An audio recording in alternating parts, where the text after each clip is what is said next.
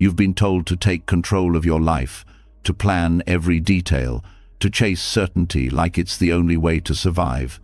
But if that really worked, why are so many people still exhausted, still frustrated, still feeling like they're gripping too tightly to a world that refuses to be held? Why does control bring more fear, more tension, more sleepless nights?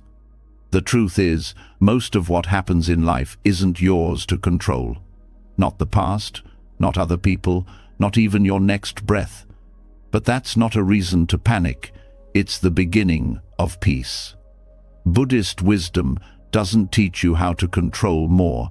It teaches you how to suffer less, how to let go, not by force, but by understanding.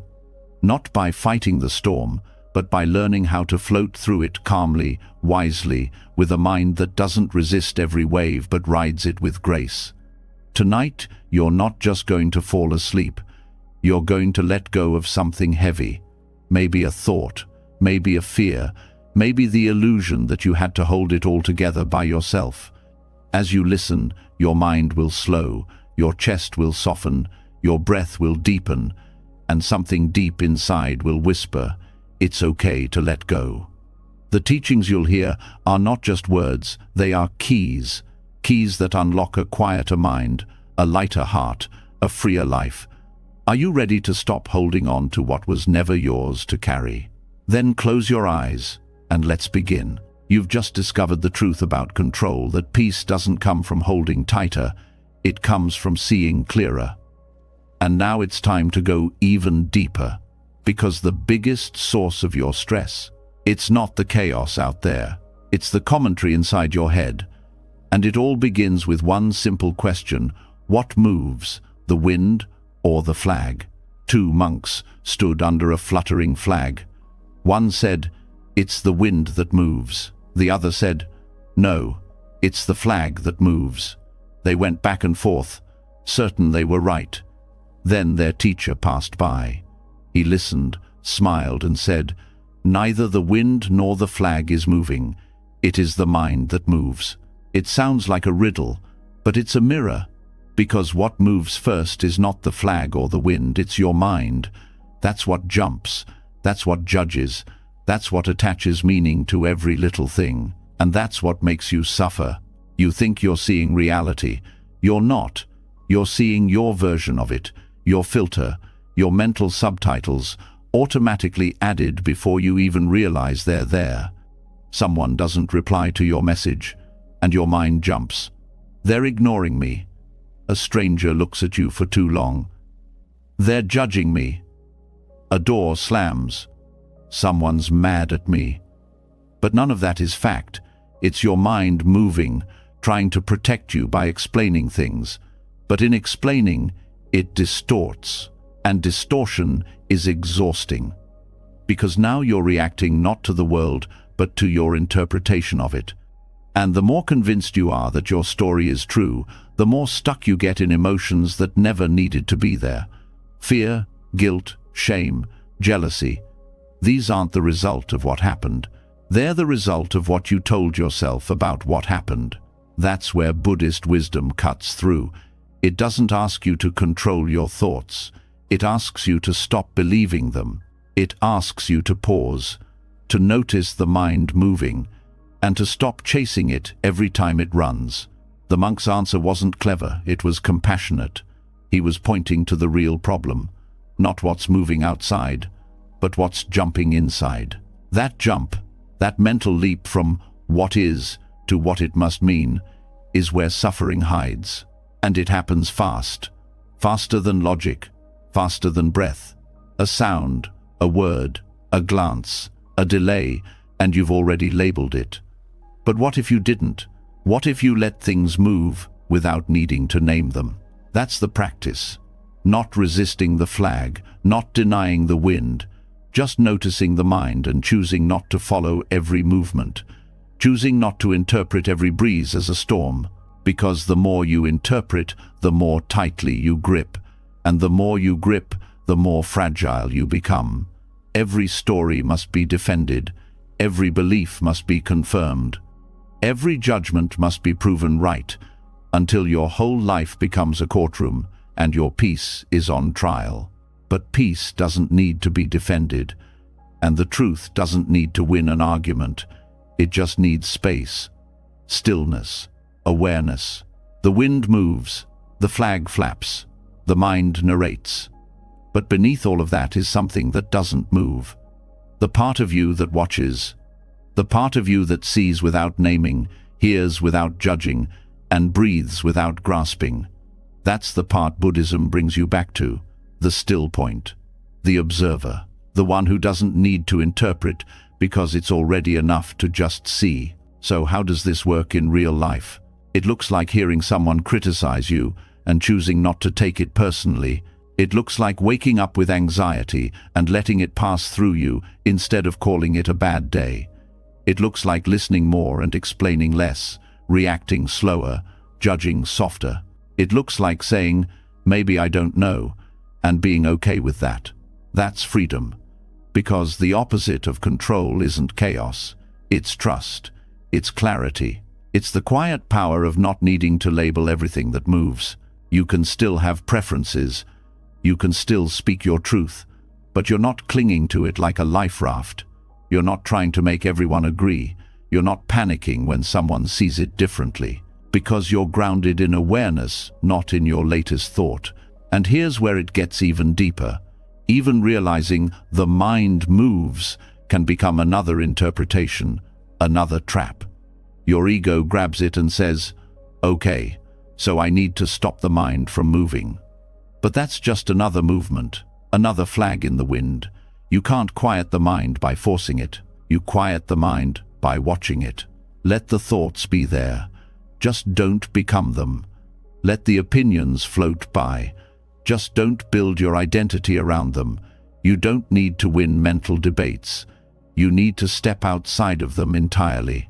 Think of a sky with clouds. You don't argue with the clouds. You don't chase them. You don't try to rearrange them. You just see them. You're the sky. The thoughts are clouds. Let them pass. This doesn't make you passive. It makes you precise, present, fully here. Because when you're no longer distracted by what you think things mean, you finally start seeing what they actually are. You stop assuming what people feel. You stop predicting what tomorrow will bring. You stop analyzing every emotion, and you start living right here, in this breath, in this space, in this quiet place behind the noise. The mind will still move. That's what minds do. But now, you're not the one moving with it. You're watching, calm, steady, unshaken.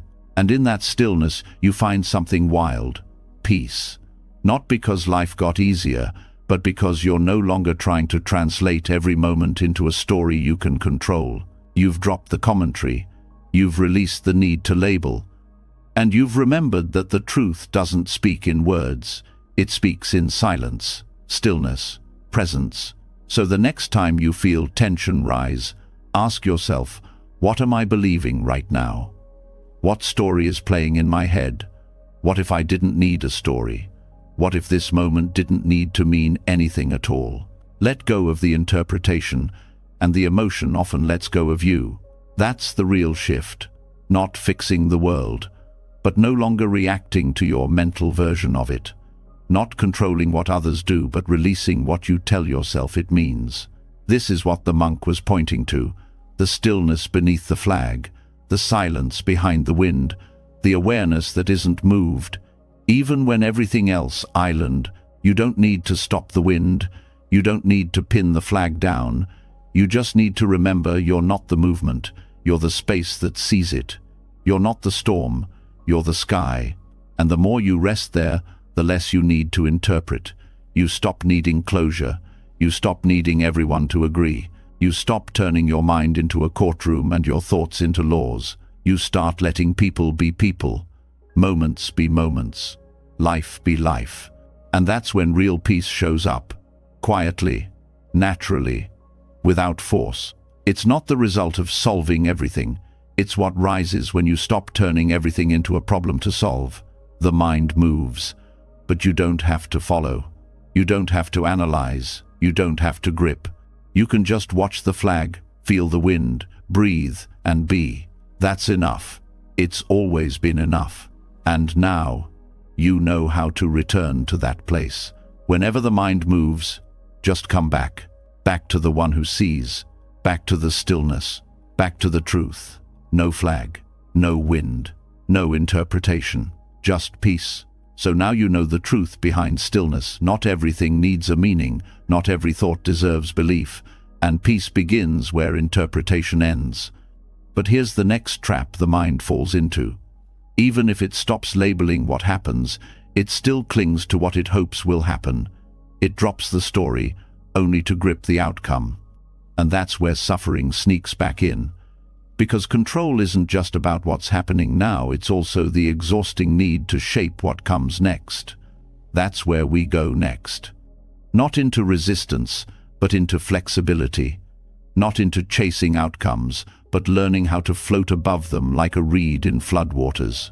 When everything around you feels uncertain, the instinct is to brace, to stiffen, to plan harder, to grip the wheel. But some storms don't respond to planning. Some waters rise too fast. Some outcomes never follow the script. And in those moments, strength isn't found in force, it's found in pliancy, in softness, in becoming like a reed that bends without breaking. The reed doesn't try to control the flood. It doesn't resist the current. It bends, it flows, it yields. Not because it's weak, but because it understands something most people don't. When you're flexible, you survive. When you're soft, you last. And when you stop fighting the wave, you realize the wave was never the enemy. The Buddha once said that suffering arises from craving and clinging, wanting things to be different, needing a specific result, demanding a certain future. That's where the mind begins to panic. It clings to plans like lifeboats, not realizing the tight grip is what's dragging it under. Letting go of attachment to outcomes doesn't mean giving up. It doesn't mean you stop caring. It means you care without needing things to go your way. You still plant seeds. You still show up.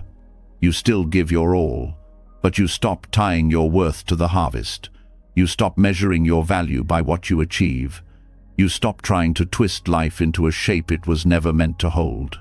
A reed doesn't fail when it bends. It survives. And your soul doesn't fail when it surrenders. It awakens. Think about how many times you've suffered because things didn't go the way you wanted. You thought a relationship would last, it didn't. You worked hard for something, it failed. You gave your heart to a plan, it crumbled. But the suffering wasn't just the loss, it was your attachment to how it was supposed to be. You didn't just lose a job, you lost the identity you built around it. You didn't just face a breakup, you faced the death of a future you'd already imagined. But here's the question: did that outcome ever belong to you? Life is not a vending machine. You don't put in effort and automatically get what you expect. Sometimes you give your all and life gives you silence. Sometimes you do everything right and still lose. That's not failure, that's nature. And the more you fight it, the more you hurt. Non-attachment doesn't mean becoming cold. It means staying warm, even when the world doesn't warm you back. It means giving love without needing it returned. Acting with purpose, without obsessing over recognition. Showing up fully and letting life unfold, even if it doesn't unfold the way you planned. The reed doesn't resist the river, it surrenders to it. And in doing so, it outlasts the trees that snapped in the wind. That's what Buddhist practice teaches: how to be soft without collapsing, how to be present without control, how to live fully, even when life is anything but certain. The storm will come, the waters will rise, life will break the rules you thought it followed, but your peace isn't found in predicting the flood. It's found in learning how to float when it comes. Non-attachment is not the same as detachment. Detachment shuts down. Non-attachment opens up. It's not apathy. It's aliveness without conditions. It's showing up for the moment without demanding anything from it. It's loving what is without needing it to stay. Every time you cling to an outcome, you chain your joy to something outside yourself. You say, I'll be okay if this happens. I'll be happy when this works. I'll love myself once I succeed. But that's not freedom.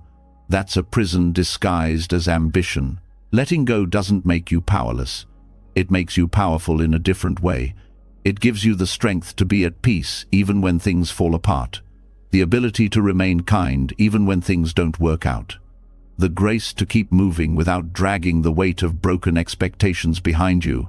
And it begins by seeing how often your tension is tied to your timeline. How often your anxiety rises not because of what is, but because of what isn't. The future you thought you needed, the result you were counting on, the scenario you rehearsed 100 times in your head. And when it doesn't happen, the crash isn't just disappointment, it's identity loss. But who are you if not your outcomes? Buddhist wisdom says, you are not your achievements, not your failures, not the roles you play or the things you possess. You are awareness, presence, compassion, in motion. And none of that is tied to how things unfold. The reed is still a reed, even when the water rises. When you stop needing the world to validate you, you finally start feeling whole. Non-attachment gives you back the present, because now you're not living for a future that may never come. You're not rejecting this moment just because it's not the one you ordered. You're here, alive, awake, and that's enough. Letting go of outcomes doesn't mean drifting through life without goals. It means having goals that don't own you, desires that don't define you, plans that don't punish you. You can want things, but you don't need to collapse if they don't happen.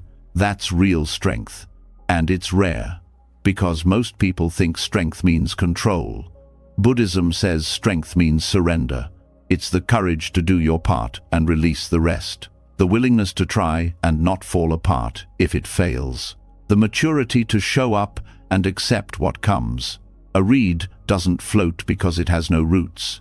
It floats because it knows when to yield. And your peace won't come from fighting life. It will come from learning how to flow with it, to stop swimming against the current of what already island, to trust that even the flood has its place, that even this mess is shaping something. Non-attachment isn't passive, it's fiercely intentional. It takes presence to act without clinging. It takes mindfulness to care without controlling. It takes wisdom to pursue something with your whole heart and then let it go with open hands. Can you give your best and not hate yourself if it fails? Can you love deeply and not fall to pieces if they leave? Can you walk your path and not demand a straight line? That's the test. That's the practice, and that's where real peace begins. Because the truth is, outcomes lie. Success doesn't always make you happy. Failure doesn't always ruin you. Sometimes the worst thing that happens is the best thing for your growth, and sometimes the thing you thought would save you becomes the very thing that breaks you. So why keep attaching to what you can't predict? Why chain your joy to what you can't control? There's a deeper joy waiting underneath all that effort. A lighter way of being. A softer kind of power. The kind that doesn't bend reality to its will, but bends itself with grace when reality shifts. The kind that doesn't need to fight the current because it knows how to float. And floating is not giving up. It's staying up. It's staying open. It's staying kind when the plan changes. Staying calm when the storm hits. Staying you no matter what happens. That's the wisdom of the reed. And it's in you already. So stop resisting. Stop overthinking. Stop waiting for life to go your way before you allow peace. Let it rise. Let it change. Let it go. And float. Letting go of outcomes opens the door to something deeper. You start to realize that peace doesn't just come from releasing expectations. It comes from releasing the one who had the expectations in the first place. The tension wasn't just in the future you were clinging to. It was in the identity that needed the future to prove something. It was never just about what happens. It was about who you think it's happening to. And that's where the illusion hides in the self. The one you keep trying to protect, fix, defend, control. But what if that self isn't as solid as you think? There's a quiet teaching at the heart of Buddhism that most people avoid because it doesn't give easy comfort. It doesn't flatter the ego or sugarcoat reality.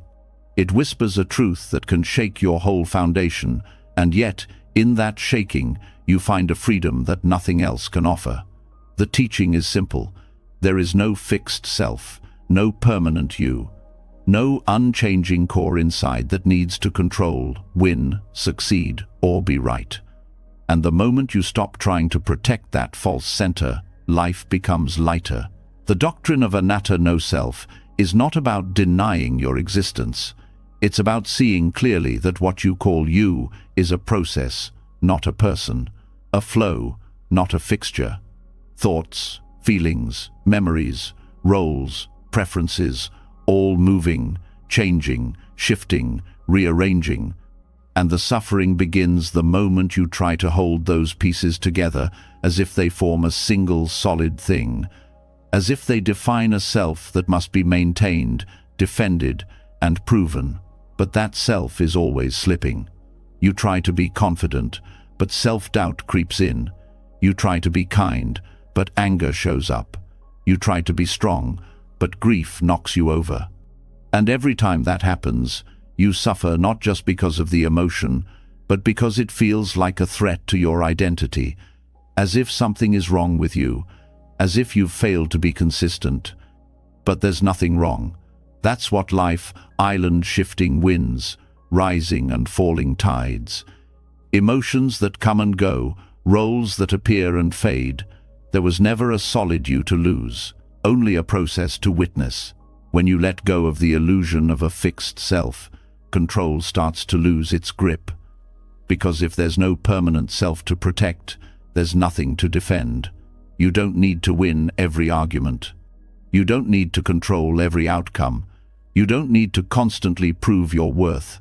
There's no you at the center of the storm, just weather, passing conditions, temporary clouds. The sky is untouched. Most of the pain you carry doesn't come from the world. It comes from the story of who you think you're supposed to be. You get attached to an idea, a version of yourself, and then life doesn't match it. Someone disrespects you. A failure happens. A plan falls through. And it's not just inconvenient. It feels personal, like an attack on your identity. But when you see there's no solid self to protect, those moments lose their weight. The arrow still strikes, but it doesn't sink so deep. You're not broken when things fall apart. You're just mistaking a passing experience for who you are. You're not your sadness. You're not your anger. You're not your success, your past, your fears, or your plans. You are the awareness that sees them. And that awareness doesn't need to control. It just witnesses. It doesn't grasp, it understands. Ego is the voice that says, I need to be in charge. But it's also the voice that says, I am the one being hurt. It's the one that attaches to every compliment and takes every insult as a wound. It builds itself on stories and then spends its life defending them. But all it's defending is a reflection, a collection of thoughts about who you are. And those thoughts change, which means the identity they're built on changes too. When the Buddha taught no self, he wasn't trying to confuse people, he was offering liberation. Because if there's no self to cling to, there's nothing to hold back, nothing to fix, nothing to maintain, just experience unfolding moment by moment. You get to release the pressure of being someone. You don't have to get it right. You don't have to hold it all together. You don't have to prove your worth through achievements, relationships, or perfection. You're not the actor on stage trying to stay in character. You're the space where the play is being watched. The more you relax into that, the more control becomes irrelevant. Because you're not trying to manage a story anymore, you're letting go of the need to have one. You're letting go of the question, who am I? And living the answer in silence. This doesn't make you numb, it makes you clear. Because when you're no longer focused on protecting an identity, you can actually connect. Listen without defensiveness. Speak without fear. Move through life without armor. You stop being the center of everything, and strangely, that makes you feel more alive. Because now, you're part of it all. Not separate, not isolated, just another wave in the sea, another leaf on the tree, and in that surrender you find peace. Anatta doesn't erase your personality. It reveals it as a dance, not a statue, a song, not a structure. You're not static, you're streaming. And the less you fight that, the more at ease you feel. All your roles become lighter. You can be a parent, a partner, a worker, a dreamer, without being defined by any of it. When a role changes, you don't fall apart. Because you were never just that one thing. You were always more and less. You were always something wider than any title, something deeper than any name. And when you stop being attached to who you think you are, you stop needing to control how others see you. Their opinions become weather, their praise becomes wind, their judgment becomes passing noise. None of it touches the space that simply sees. So much of human pain comes from the craving to be seen a certain way, the fear of being misunderstood, the panic of being wrong. But all of that fades when the center of the storm disappears, when the one who was gripping so hard realizes there was nothing to protect. There's a freedom in disappearing, not vanishing from life, but from the weight of identity. You're still here, still alive, still acting, loving, moving, choosing. But it's not about defending a self anymore. It's about dancing with the moment. Control starts to fall away. Because the one who needed to be in control, the fixed ego, the tight identity, the imagined center, was never real. Just a thought, just a pattern, just a story passed down by fear and habit. And the story was heavy. I am this. I must be that. They must see me a certain way. I can't fail. I can't be weak. I must always stay in control. That voice ruled you until you started seeing through it. Now you see there's no solid I to suffer. Just conditions, just sensations, just causes and effects, just flow. When joy comes, it doesn't mean you are good. When sadness comes, it doesn't mean you are failing. It's just what's here, just the weather of now. No need to add labels. No need to say, this is who I am. Just notice, breathe, let it pass. This is not easy at first. The mind wants something solid to hold on to. But solidity is not where peace lives. It lives in the letting go, in the resting back, in the brave act of not grasping anything, not even yourself. The less self you cling to, the more freedom you feel. Because now, you don't need to control everything around you. You don't need to fix everyone's view of you. You don't need to chase success to prove your value. You just live, fully, honestly, softly. Letting go of the self doesn't make you less. It makes you limitless. Because now, you can be anything, flow in any direction, adapt to any change. You don't break when your identity shifts. You don't panic when your image fades. Because you know that was never you to begin with. You're not here to control the world. You're here to wake up inside it. You're not here to defend a role. You're here to dissolve into presence. And presence doesn't need a name. It just, island always, already, enough. When the illusion of self begins to dissolve, something else begins to collapse with it, the craving to feel permanent, stable, unchanging. Because once there's no fixed you to defend, there's also no ground that needs to hold still forever. But the mind still reaches. It looks for something to anchor to. It says, if I'm not who I thought I was, then let me find safety in something else. In money, in routine, in relationships, in reputation, in certainty. And that grasping becomes the next prison. Because when life doesn't give you that stability, and it never does, you feel threatened all over again. So now the problem isn't just control, it's safety. But what if the constant search for safety is what's keeping you from peace? There's a parable in the Lotus Sutra where a man owns a vast house. It's old, beautiful, and falling apart. One day, a fire breaks out. The house is engulfed, but his children are inside playing, unaware of the danger. He calls to them. They don't listen, so he changes his approach. He promises them toys, carts, treasures, if they'll just come outside. And when they finally run out, they realize he saved their lives. But not because of toys, because they left a burning house. The burning house is life when it's lived under the illusion that anything here is secure. The job, the status, the family structure, the health, the plan. It's all beautiful, but it's also fragile.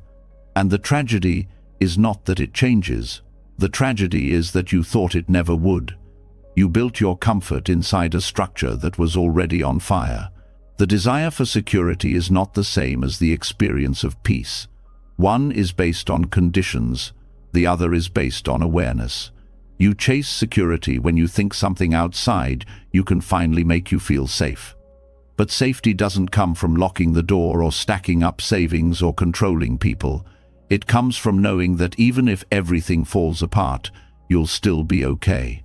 You try to create permanent things in an impermanent world and then suffer when they fade.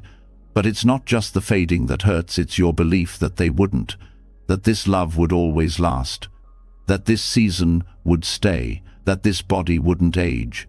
And so when the fire comes through loss, through change, through truth, it feels like a betrayal.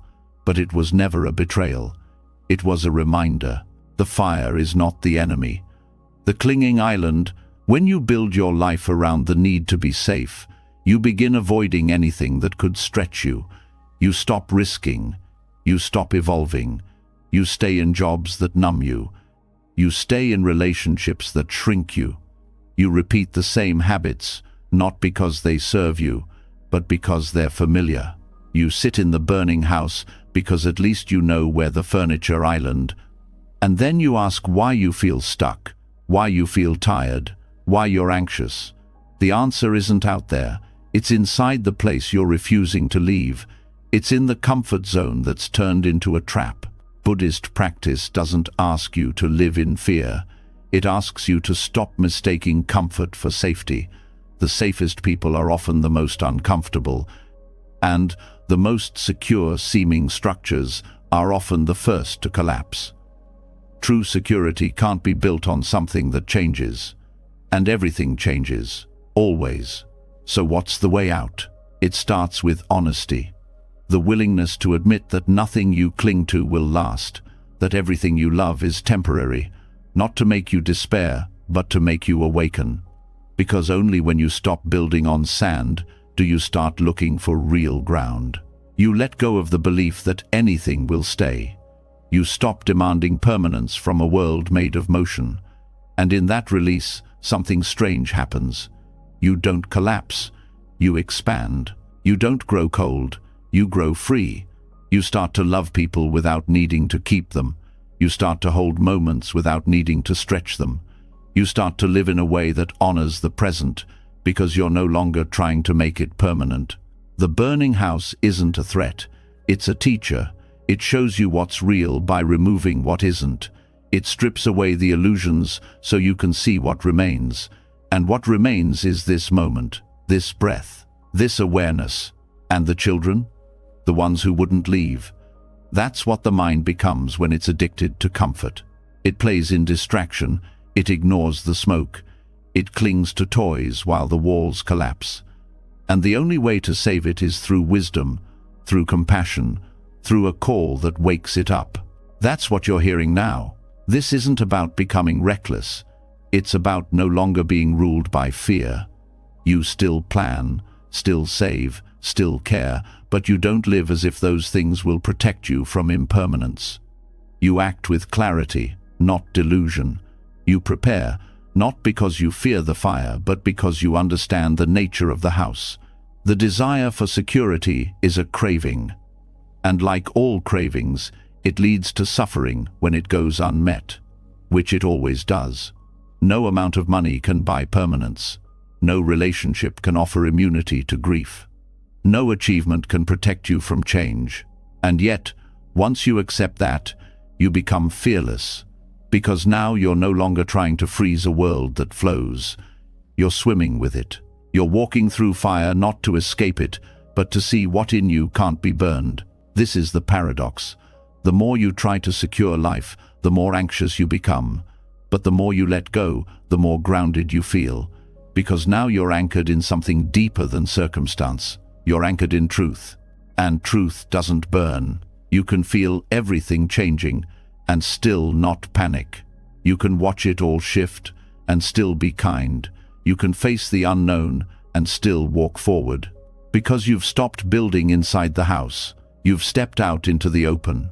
And the open is where awakening begins. Once you stop building your life inside a burning house, something inside begins to shift. The need for guarantees starts to dissolve. You no longer panic every time a wall shakes or a window cracks.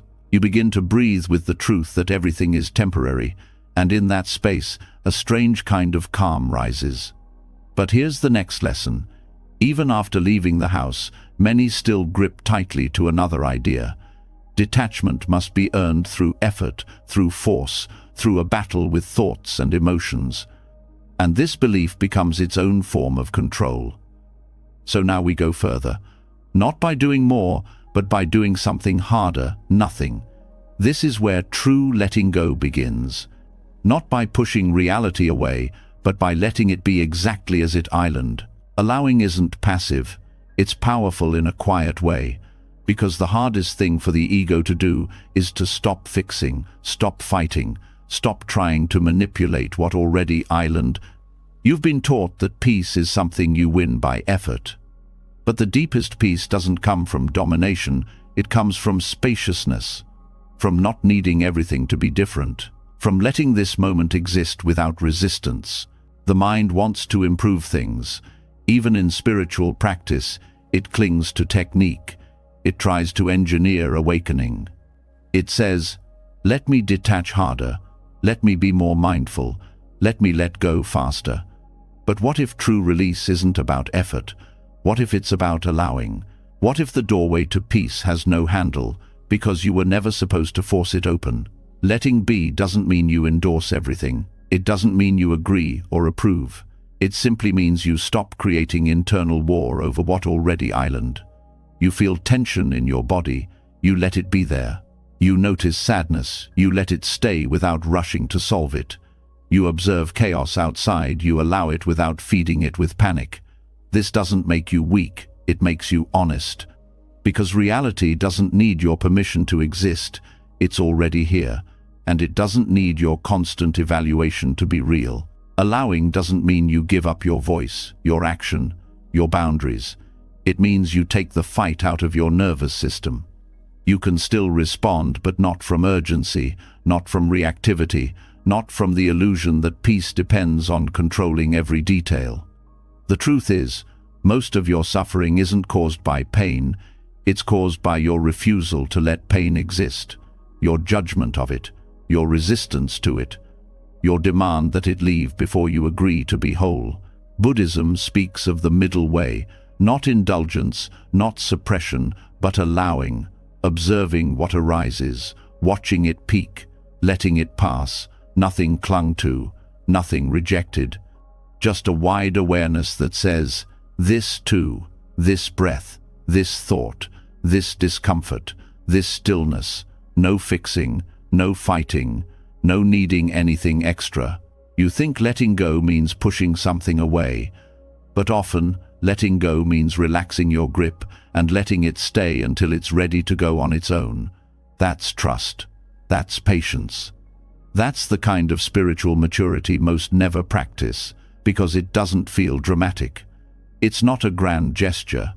It's a quiet act of staying with reality, even when it's uncomfortable. You feel like you're falling behind?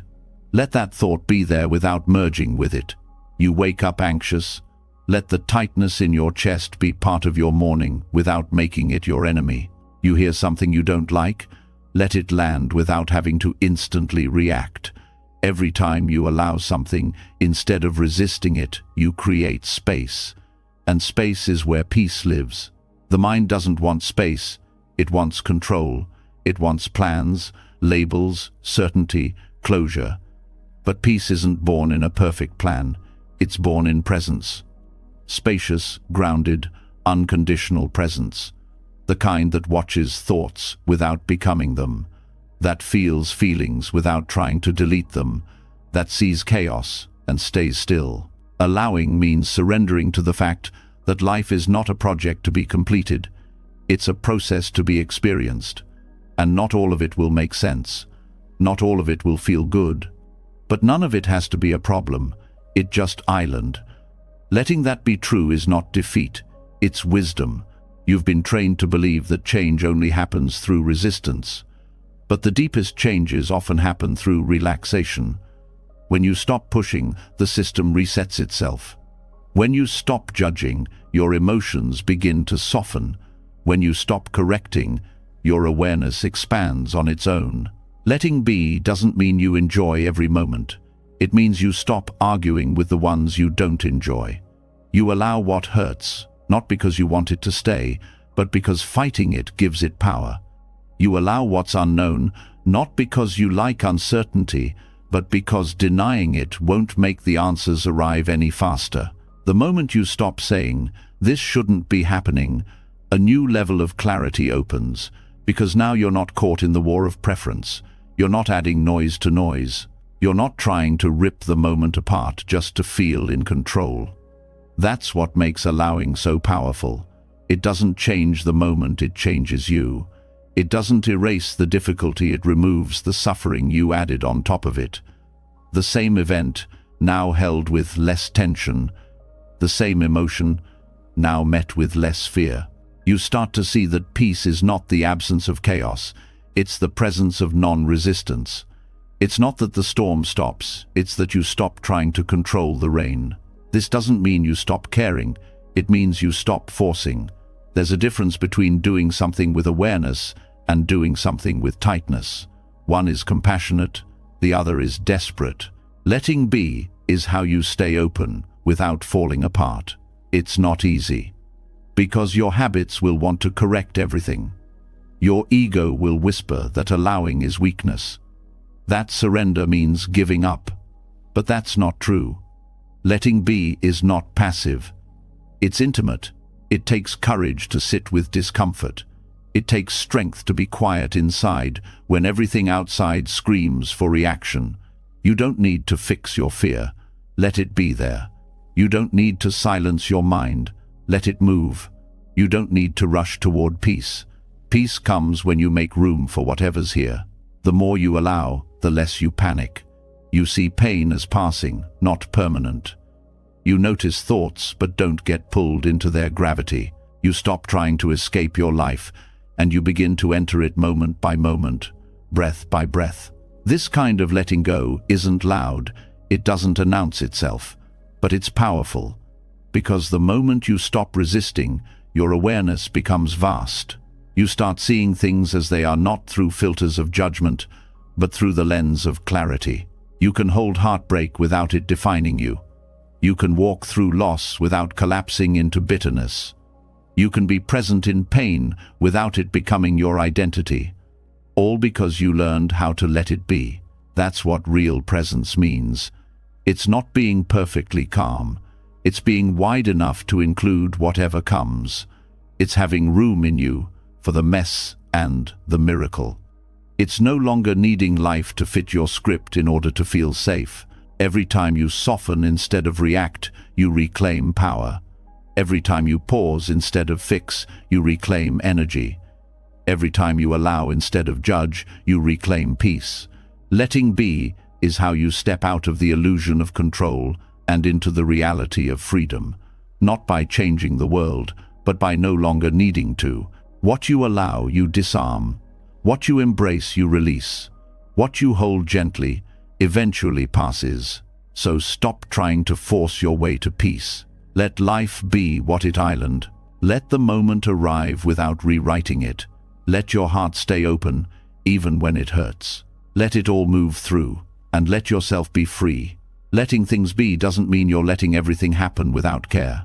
It doesn't mean walking away from effort or surrendering into helplessness. You're not floating through life ignoring consequences. You're just no longer feeding your nervous system with the illusion that everything depends on your grip. But once you allow what is, a new challenge appears. How do you take responsibility for your life without falling back into control? How do you act with integrity without obsessing over the outcome? That's where the misunderstanding of karma begins, and that's where it must be corrected. Karma is one of the most misused and misunderstood words in spiritual language. People turn it into a weapon, a scoreboard, or a fear-based motivator. You hear it all the time. This is happening because of karma. He'll get his karma. I must have bad karma. But karma is not punishment. It's not about fear, and it's definitely not about control. It's about cause and effect, about understanding that actions have consequences, not always immediate, not always visible, but always woven into the larger field of life. Karma doesn't mean you control what happens. It means you influence the quality of your experience through intention, thought, and behavior. But here's the catch. Karma is not a vending machine. You don't insert goodness and get exactly what you asked for. The obsession with perfect results is not karma. That's ego dressed up in spiritual robes. The Buddha didn't teach karma to make people anxious about their fate. He taught it to help people take mindful responsibility without becoming trapped in obsession. What matters is not your attempt to guarantee an outcome. What matters is the clarity and presence you bring to your action. You can be kind without needing people to be kind back. You can work hard without needing a specific reward. You can speak truth without controlling how others hear it. That's the heart of right action, not manipulating results, but aligning your choices with integrity and wisdom.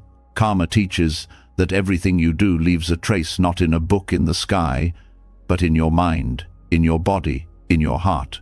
When you act with greed, it grows. When you act with compassion, that grows too. But this is not about superstition. It's about pattern, habit, the internal consequences of your mental and emotional direction. You're planting seeds with every choice, but you don't get to control when they sprout, how they grow, or what the weather does to them. That part isn't yours. And the more you try to control it, the more frustration you'll feel. You'll start thinking life is unfair. You'll start questioning your worth. You'll confuse temporary circumstances with eternal punishment. And that's not Buddhism. That's control disguised as spirituality. The mature approach to karma is this. Focus on what's yours. Let go of what isn't. You're responsible for your input, not the output. You're accountable for your energy, not other people's reactions. You steer the intention, not the outcome. This approach breaks the chain of anxiety. Because most of your mental exhaustion comes from replaying your efforts and demanding they lead to specific results. You overthink every conversation. You fear your choices. You try to predict and perfect your impact. But karma isn't here to make you scared. It's here to make you conscious. Act well and let go. That's not avoidance. That's wisdom. Because when you stop trying to control how the world responds to your actions, you stop living like a puppet. You stop chasing the applause. You stop fearing the silence. You stop bargaining with the universe. And when karma is seen clearly, it stops being a scoreboard and becomes a compass. Not something you check to see who's winning, but something that helps you orient toward truth, clarity, and alignment regardless of how messy the world is around you. When you grasp for results, you create tightness. Even good actions become transactions. You meditate to get peace. You donate to get credit. You help others to feel superior. You pretend to be selfless, but deep down, you're keeping score. And that scorekeeping creates inner pressure. Because now, if life doesn't reward you on time, you feel cheated. You think you failed. You wonder why it's not working. But karma was never a game of short-term wins. Karma doesn't promise control. It promises coherence. Your actions shape your inner landscape, not because someone's watching, but because your choices change your mind. Your intentions shape your perception. Your repeated thoughts create grooves that become your default reactions. Karma is the architecture of your own mental home. So yes, You still have power, but it's a different kind of power. Not over others, not over fate, but over how you move through this life. And that power is more than enough. It lets you shift your identity from victim to participant, from blamer to builder, from grasping to giving. You stop asking, "Why is this happening to me?" and start asking, "How am I meeting this moment?" This shift matters. Because when things go wrong, your mind will reach for certainty. It will want someone to blame. Often that someone is you. You'll start using karma as a weapon. I must have done something wrong. Maybe I deserved this. But that's not wisdom, that's shame. And shame has nothing to do with awakening. Karma doesn't shame you. It guides you. It reflects your patterns, not your worth. It shows you how your past choices ripple into the present, not to punish you, but to help you see the link between cause and effect more clearly. And once you see that, you become free not from life, but from confusion. You stop expecting fairness in the short term. You stop demanding guarantees. You stop using spiritual effort as a tool to fix everything. Instead, you act because it's right. You choose presence because it brings clarity. You tell the truth because it clears the air, not because it wins you anything. You let the river of results flow. You place your oar in the water and row with care, but you don't control the current. You shape your karma with mindfulness, not fear. And yes, some people will seem to act selfishly and still succeed. Some will lie and still be loved. Some will harm and still receive applause. That's not your business. You don't see their inner landscape. You don't feel the cost of their habits. You don't know what storms they sleep with. And even if you did, it wouldn't help, because karma isn't about justice in your eyes, it's about inner alignment over time. Your peace doesn't need everyone else's karma to play out on your timeline. It only needs you to meet your life with full awareness, steady presence, and honest care. You stop thinking of karma as a cosmic vending machine and start seeing it as a path of integrity. You're not walking it to get something. You're walking it because it's the only road that doesn't cost your soul. When you understand this, your whole relationship with effort changes. You work hard, but without desperation. You love deeply, but without demand. You speak truth, but without clinging to how it lands. This doesn't mean you don't feel. You'll still have hopes. You'll still care. But you're not building your sanity around outcomes anymore. You're building your peace around process, around presence, around how you show up. That's the real fruit of karma. Not guarantees, but groundedness. Not certainty, but clarity. Not perfection, but participation. And this clarity protects you, because when things fall apart, you won't spiral into confusion.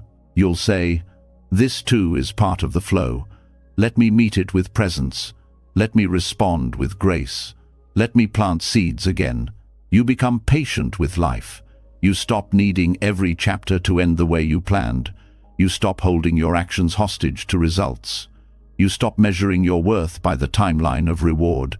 And strangely, this makes you more consistent, not less. Because now you're not acting based on mood. You're acting based on alignment. Not because of fear, but because it's who you are. You are no longer waiting for life to clap for you. You are clapping for life every time you choose intention over impulse, compassion over control, presence over panic.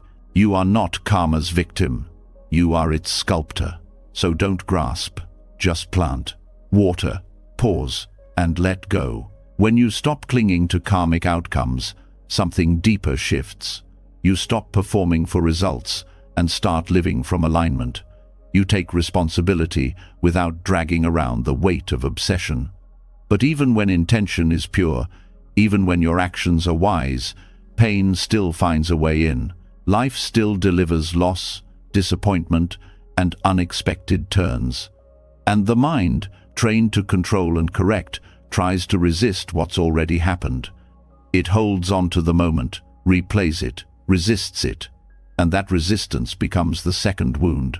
The Buddha called this the second arrow, not the pain itself, but your reaction to it. The first arrow is life. The second is your fight with it. Pain by itself is sharp, but simple. Something breaks. Someone leaves. A plan fails. A body aches. That's the first arrow. It lands quickly and without warning.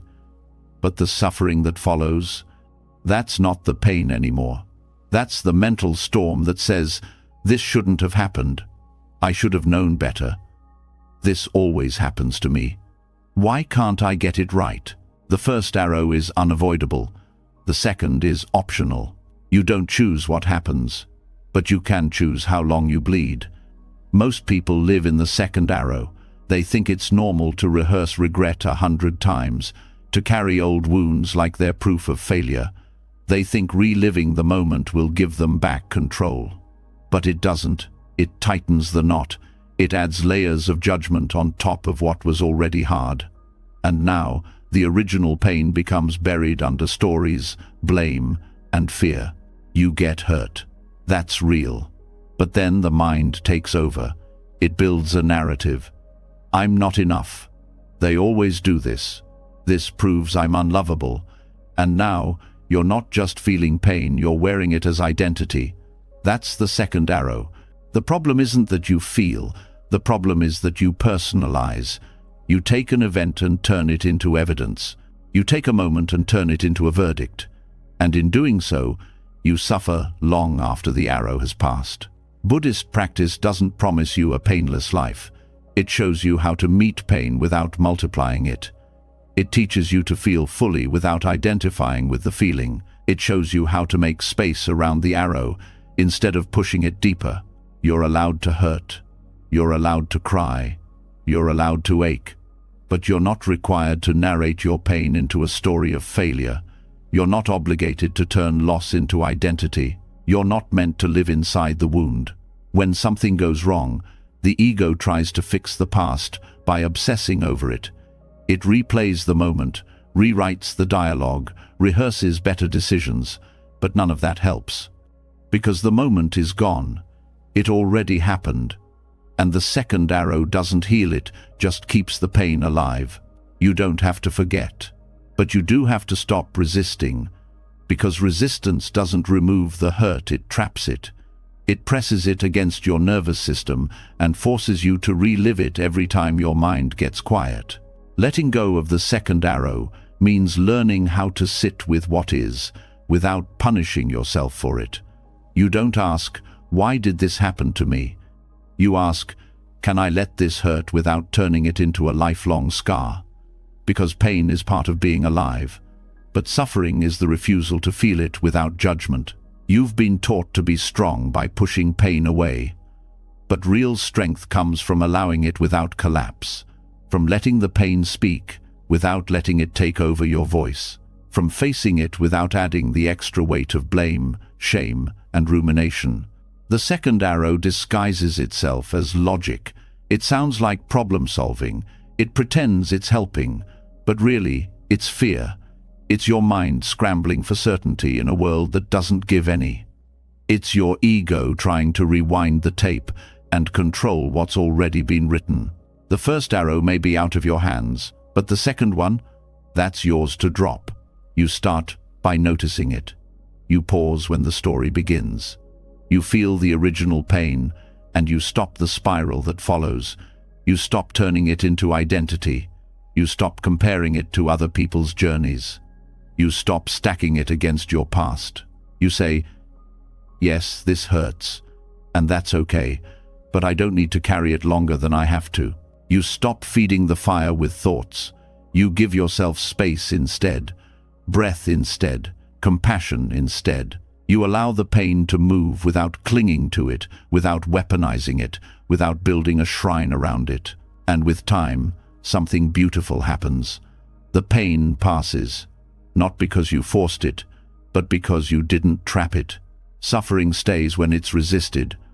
But when you let pain be pain, it becomes a wave.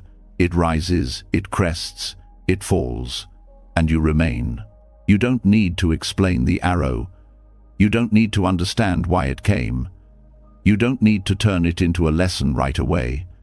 You just need to stop making it worse by turning it into a punishment. Even grief changes when you stop resisting it. Even heartbreak becomes softer when you stop narrating it. Even mistakes feel lighter when you stop dragging them through every day that follows.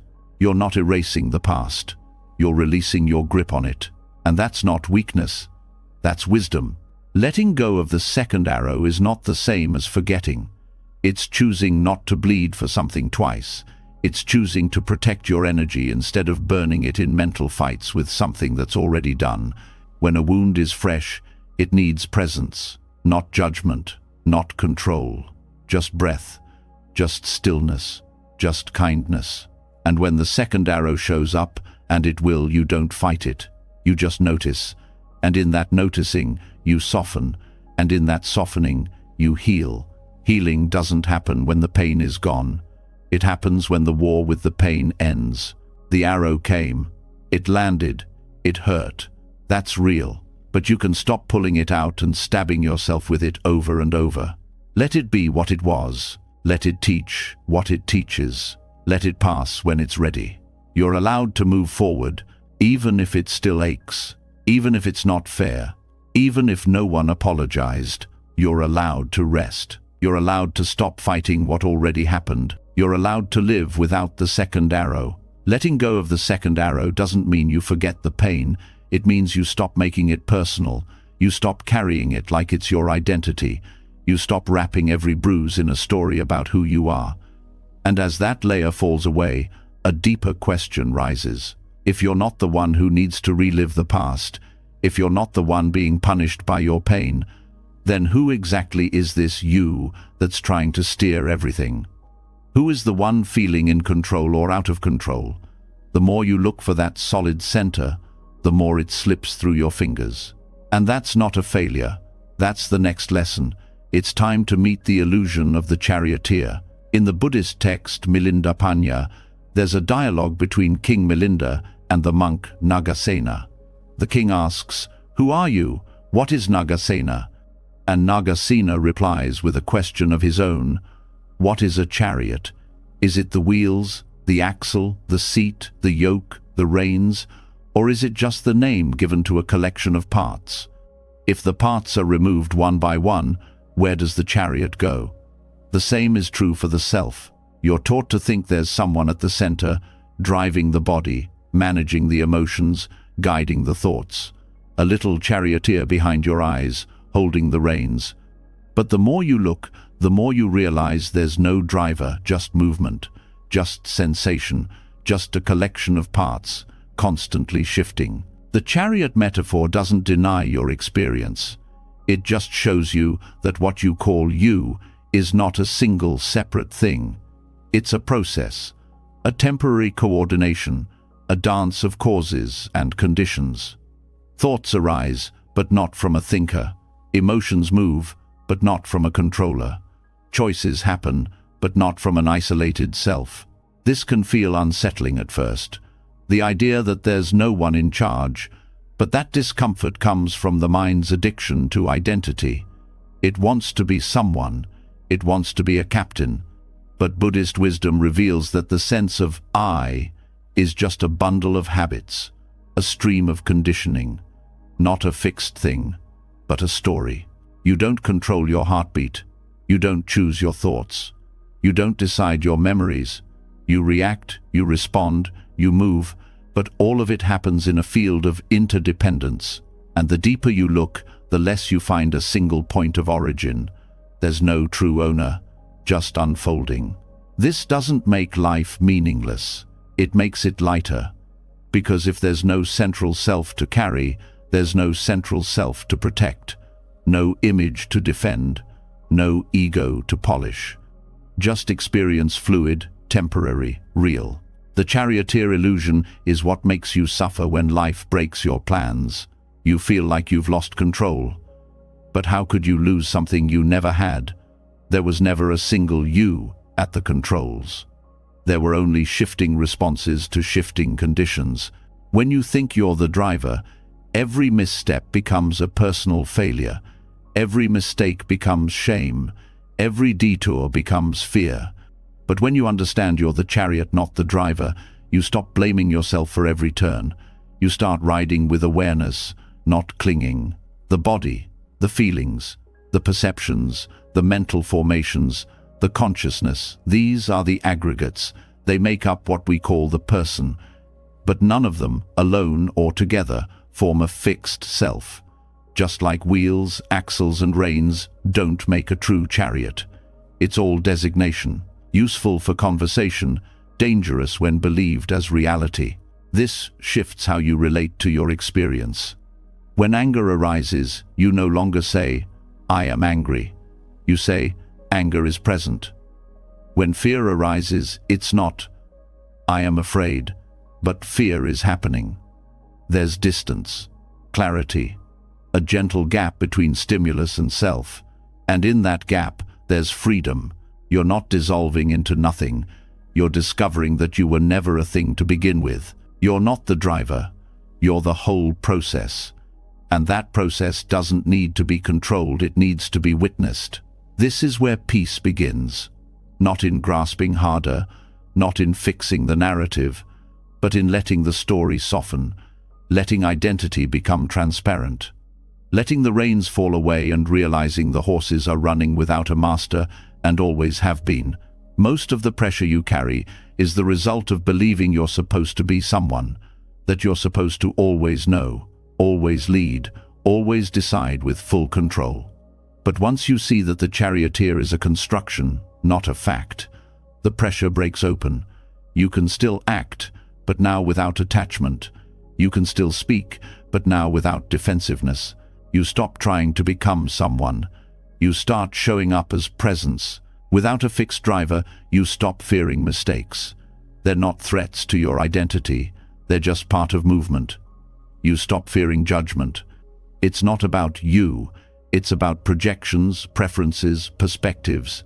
You stop fearing uncertainty, because the one who needed guarantees never really existed. And yet, your life becomes more honest. You're not hiding behind roles. You're not obsessed with status. You're not measuring your worth by how well the chariot performs. You're aware that all of it, every experience, is part of a passing show. Even your name is just a label, useful but not ultimate. The moment you think, "I am this," suffering begins. Because now, anything that threatens that idea feels dangerous. But if there's no fixed I, there's nothing to defend. You're free to evolve, free to adapt, free to be. You don't disappear. You become clear. You start living from awareness, not identity. And awareness doesn't grasp, it doesn't judge, it doesn't perform, it sees. This is what the Buddha pointed to, not a self that controls, but a flow that unfolds. Not a driver at the wheel, but a process in motion. And the more deeply you accept that, the more softly you begin to live. You stop demanding consistency from yourself. You allow contradictions, moods, changes. You stop punishing yourself for not being the person you used to be. Because now, you know you never were. Even your mistakes become easier to face. Because they're not a stain on a permanent self. They're just patterns to be understood, conditions to be studied, habits to be shifted. No shame, just learning. This kind of clarity doesn't remove emotion. It transforms your relationship to it. You still feel, but you no longer fuse with every feeling. You still experience thought, but you no longer believe every thought. You stop building an identity out of impermanent parts. And when you stop being the charioteer, life feels lighter. Because you're no longer carrying the impossible task of managing every outcome, proving every worth, securing every opinion. You're not less human. You're more present, not steering, but sensing, not driving, but dancing, not possessing, but participating. And somehow, from that place, you make fewer harmful choices. Because your actions don't come from ego, they come from clarity, from care, from the realization that you're not a fixed self, you're part of a vast field of interconnection. So you act with kindness, speak with intention, move with humility. not to prove who you are, but because you no longer need to. The chariot still moves, but it moves freely, lightly, without the illusion of a driver weighing it down. You were never the one in control.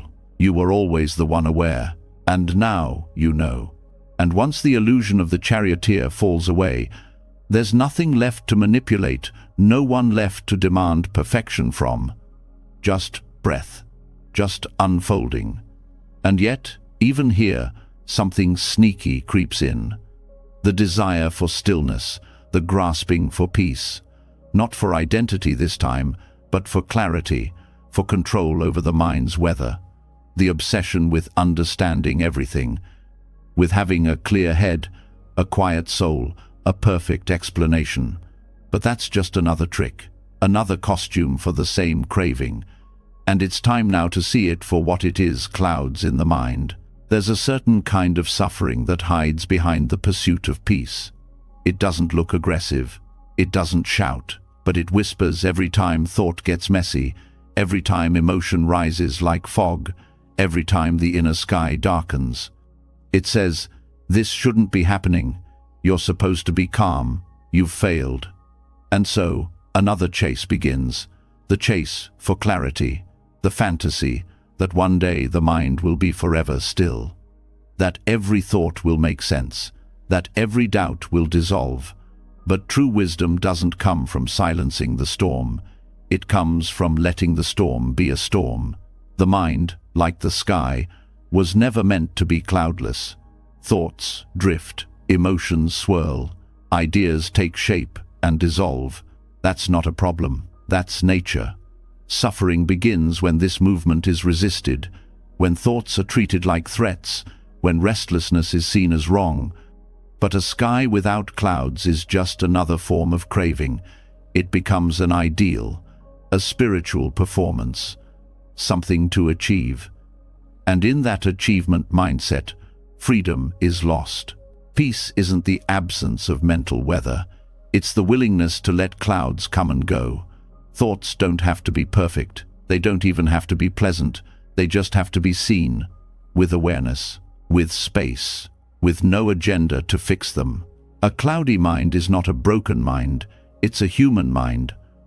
What creates tension is not the cloud, but the belief that the cloud should not exist. The moment that judgment softens, the mind stops fighting itself. Many chase clarity like a destination. They think, "Once I figure this out, then I'll feel better." But that line never ends.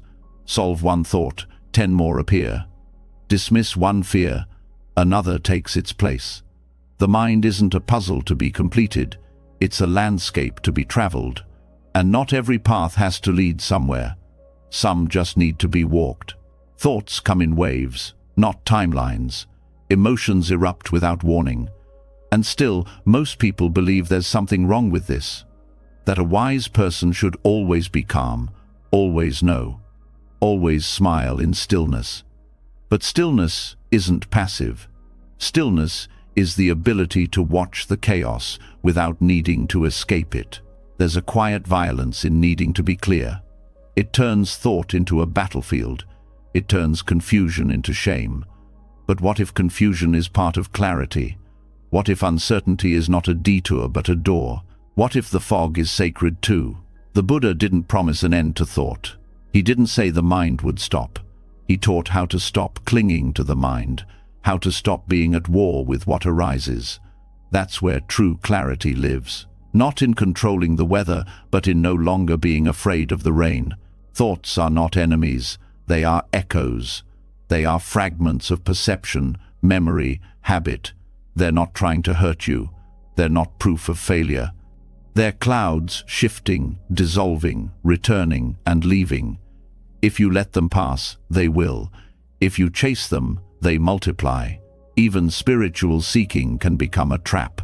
The desire to be still can be louder than the stillness itself.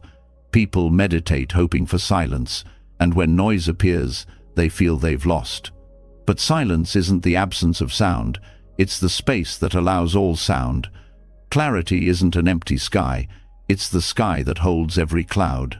You don't have to chase your way into peace. You don't have to purify the mind like a spotless floor. You just have to stop treating clouds like stains.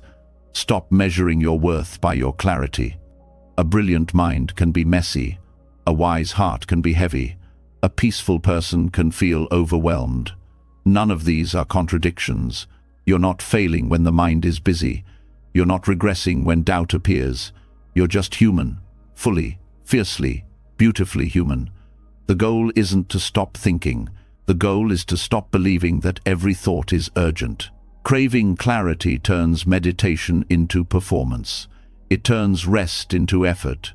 It turns awareness into judgment. But true insight is quiet. It does not insist. It does not conquer. It waits. And it welcomes. Let the mind wander. Let it loop. Let it speak its fears. You don't have to fix it. You don't have to silence it. Just don't follow it. Don't chase. Don't run. Let it pass like wind across a lake ripples, not ruin. Sometimes peace means letting it be noisy. Sometimes clarity means standing in the fog. Sometimes the most enlightened choice is to stop trying to be enlightened. You can sit with confusion.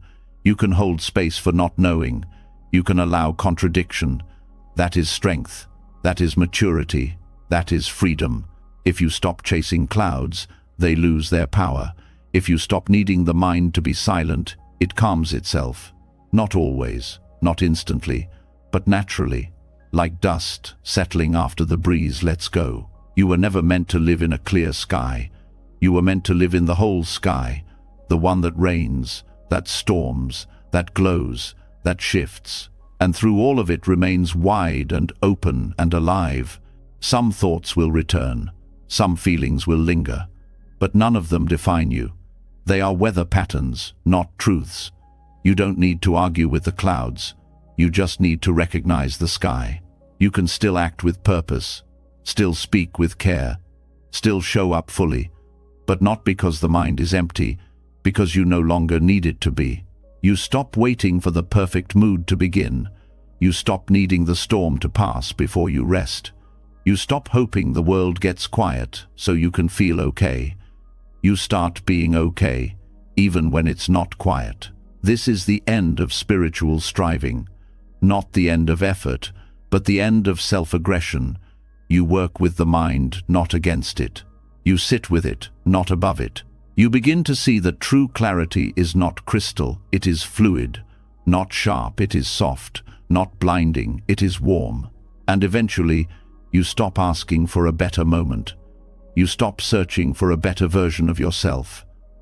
You just return to now, as it island cloudy, open, alive, because that is enough, and you are enough, even with the clouds, especially with the clouds. And once the clouds are allowed to drift freely across the sky of the mind, a deeper realization surfaces. Perhaps the pursuit itself was the final illusion. Not just the chase for peace, but the chase for something bigger, something brighter, enlightenment, liberation, the end of all suffering. Even this, in its most sacred form, can harden into a hidden form of clinging. The heart whispers, just one more insight, just one more breakthrough, and then I'll be complete. But what if that too must be released? What if the final freedom isn't found at the mountaintop, but in the quiet descent back to the market square, empty-handed and whole? That's the silent wisdom of the ox-herding pictures. The ox-herding pictures are 10 ancient Zen illustrations that trace the path of spiritual awakening. They begin with a seeker searching for the ox symbol of the true self, or the awakened mind, and end not with some glowing transcendence, but with the seeker returning to ordinary life, not as a teacher, not as a master, but as no one in particular, just a person barefoot in the mud, smiling among the people. The first pictures are about effort, the struggle, the search, the restless journey of trying to find what was never lost. A man looking for the ox he's never really been apart from, and so he looks in books, in rituals, in concepts, in silence, in teachers. And every glimpse of the ox feels like a success. Every step feels like progress. But this illusion of progress, this feeling of getting closer to some final destination, becomes its own cage. The ox is not a place to arrive. It's the breath in this moment. It's the awareness noticing the breath. It's the person breathing. In the middle of the sequence, the ox is caught. It's tamed. The seeker feels victorious. But even here, attachment is hiding. Now, it's attachment to control, to having grasped some spiritual insight, to having arrived somewhere. The ox is no longer running wild, but now there's pride, subtle, spiritualized, a quiet ego in robes, and then the ox disappears. In the later pictures, there's no more ox, no more seeking, no more seeker, just emptiness. And that emptiness isn't dark, it's luminous, spacious, unburdened. But even that isn't the end. The last image shows the seeker returning to the world, shopping at the market, laughing with strangers, carrying a wine jug, living without needing to appear wise. That is the deepest teaching. The journey doesn't end with renunciation, it ends with return. Not return as the same person, but return as one who needs nothing, proves nothing, clings to nothing. Many walk the path trying to escape the world. They think awakening means retreat, silence, detachment, floating above the noise. But true awakening moves toward life, not away from it. It doesn't escape the marketplace. It blends into it. It meets it without armor. The early stages of seeking are full of striving. People set spiritual goals. They want to reach the end of suffering. They want to master the mind. They want to dissolve the ego. And all of it sounds noble. But it's still desire. It's still pressure. It's still chasing. Even the desire to awaken can become a burden. When will I finally get it? How do I maintain my state? Why do I keep falling back? These questions create cycles. Cycles of measuring, of comparing, of doubting. But the path doesn't move in a line. It loops. It disappears. It turns into something else. And that's not failure. That's the design. In the ox herding pictures, nothing is rejected. The ox is not bad, the struggle is not bad, the search is not wrong. But clinging to any part of the journey, even to awakening itself, becomes a trap. True insight is not obsessed with permanence.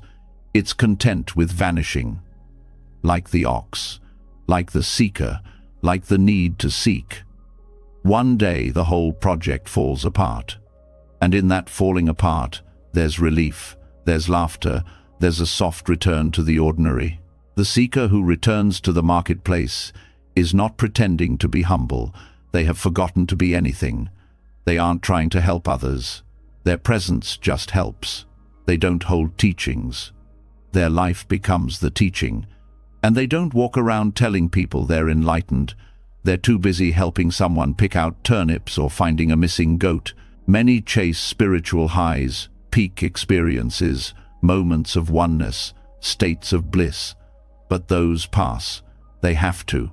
And when they do, people panic. They think they've lost their way. But what's lost is the fantasy that awakening was a state. What remains is something simpler, more durable, less exciting, a kind of open-hearted ordinariness. The goal is not to stay above suffering.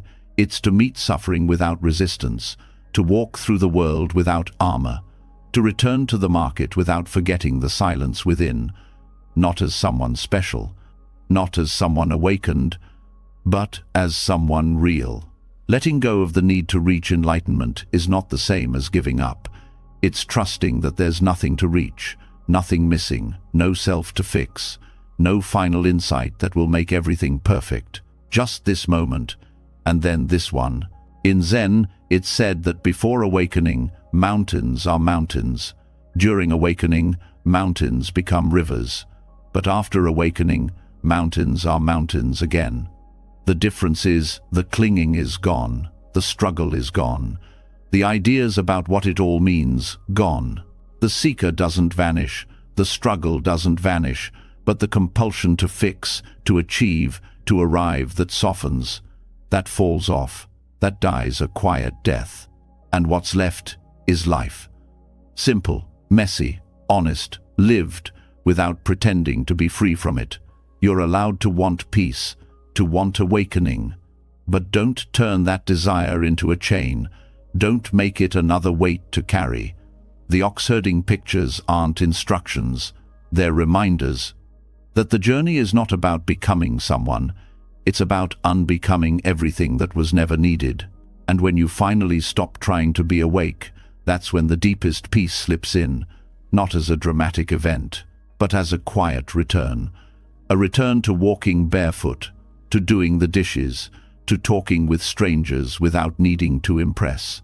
A return to life, just as it island. There is no spiritual finish line, no final proof that you've made it. The ego wants that, but the heart doesn't need it. The heart just wants to be here, present, open, real. So if you're tired of striving, let that tiredness be your teacher. Let the path fall apart. Let the ox go. Let the self dissolve, and then return. Not to preach, not to teach, just to live, to love, to serve, quietly, gently, with nothing left to prove. This is the last surrender. Letting go of even the idea of letting go, dropping even the goal of dropping goals, laughing at the whole game while still playing it with care. And as you walk back into the world, you may find something unexpected. Not a grand enlightenment, not a final answer, but a simple joy. A quiet enoughness. The ox is gone, the seeker is gone. And yet here you are alive, walking, smiling, being, whole, with nothing more to reach for. And so, after returning to the world empty-handed, not seeking enlightenment, not clinging to insight, not proving anything to anyone, something subtle begins to shift. There's no pressure to perform wisdom, no race to demonstrate growth. But in that quiet, something more surprising happens. Life begins to flow in ways the mind never planned for. The less one holds on to expectations, the more space opens up for the kind of moments that defy logic, timing, and control.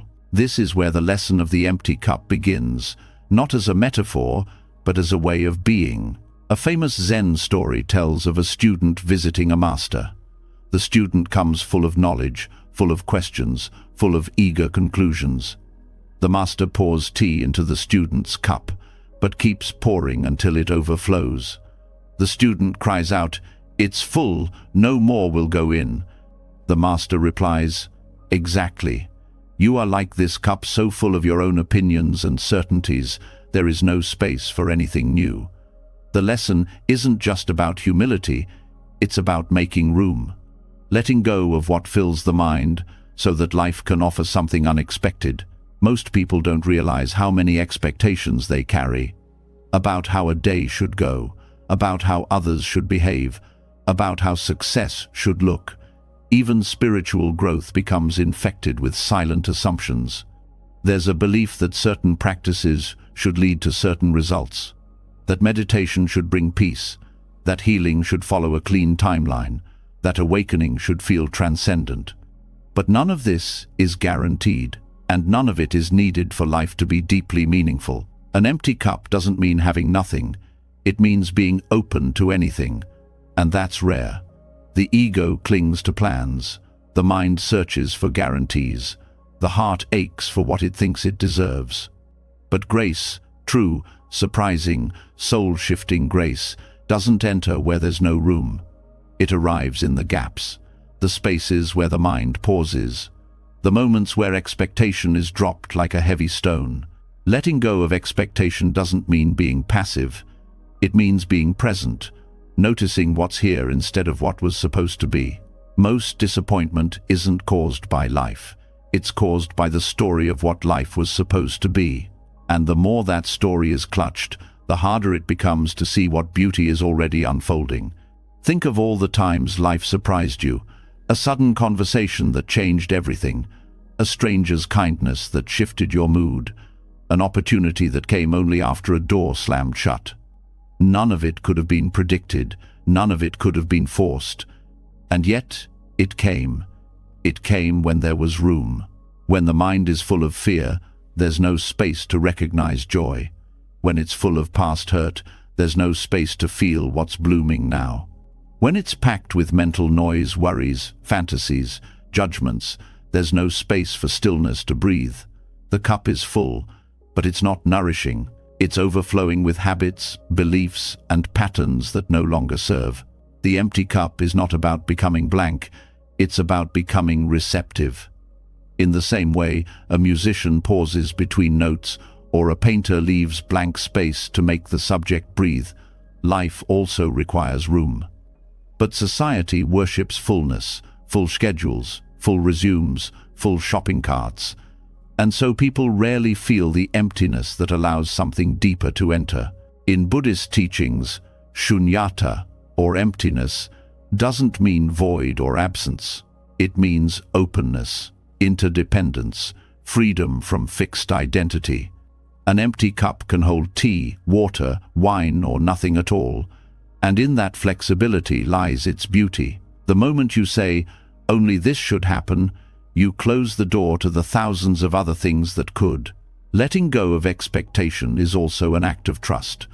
Trust that the unknown is not the enemy, that not knowing what comes next doesn't mean failure, that silence doesn't mean stagnation. It's trusting that sometimes not getting what was wanted is the greatest mercy, and that the best things often come sideways, quietly, through doors not even seen. People often say, "Be realistic." But what they mean is, cling to your predictions. Don't get disappointed. Yet the truly realistic person knows life is anything but predictable. Things shift. People evolve. Seasons turn. A plan today may be irrelevant tomorrow. So to live fully is not to plan better, it's to hold plans lightly and meet the moment as it island. There's a peace that comes from not needing things to unfold a certain way. It doesn't mean giving up. It means showing up with curiosity instead of control. When there's space in the mind, even challenges are received differently. They're not interruptions, they're invitations. To see more clearly, to soften, to begin again. The heart, too, has a cup, and it fills quickly with stories. Stories of betrayal, of regret, of loss. But when those stories are held too tightly, the heart can't feel what's now. It stays locked in a loop. To empty the cup of the heart is to cry without apology, to forgive without forgetting, to feel pain, then release it not because it didn't matter, but because it can't define what's next. Emptying also happens through stillness, not the forced kind, the listening kind, sitting without distraction, walking without rushing, letting silence cleanse the inner clutter. In those moments, the noise of expectation begins to settle and a deeper awareness begins to rise. Sometimes, the mind clings to wisdom like a trophy. I've learned this, I know that. But even wisdom, if not emptied, can harden into pride, into dogma, into walls. The wisest people often say the least, not because they lack insight, but because they're still learning, still letting life teach them, still making space. Letting go of expectations doesn't mean becoming numb, it means becoming alive to what island. A child crying in a supermarket, a storm ruining weekend plans, a friend not calling back. None of it feels like grace, but sometimes, in those very moments, something unplanned opens a deeper breath, a flash of understanding, a softening that wasn't there before. Life rarely gives what's asked for in the form expected, but often it gives something better. Not more glamorous, not more impressive, but more needed, more honest, more real. When the cup is empty, it can receive whatever comes: joy, sorrow, insight, mystery, and it can pour it out again without clinging. True freedom isn't getting everything wanted. It's not needing to know what's next. It's walking into each day with hands open. It's speaking without rehearsing, loving without scripting, living without demanding guarantees. When someone fully lets go of expectation, they don't become passive. They become powerful in a quiet, resilient way. They don't resist life, they respond to it. They don't chase meaning, they create it in every action, no matter how small. The empty cup doesn't mean you have no desires. It means desires no longer dictate your peace. You can want and still release.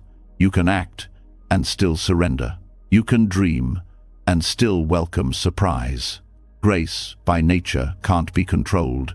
It shows up when least expected, and it only enters where there's room. So each time you notice the mind grasping, pause, breathe, loosen your grip, pour out what no longer serves, and stand still for a while. In that space, the unexpected may arrive not as a miracle, but as a gentle shift, a new insight, a quiet joy, a softened heart. The cup is never meant to stay full.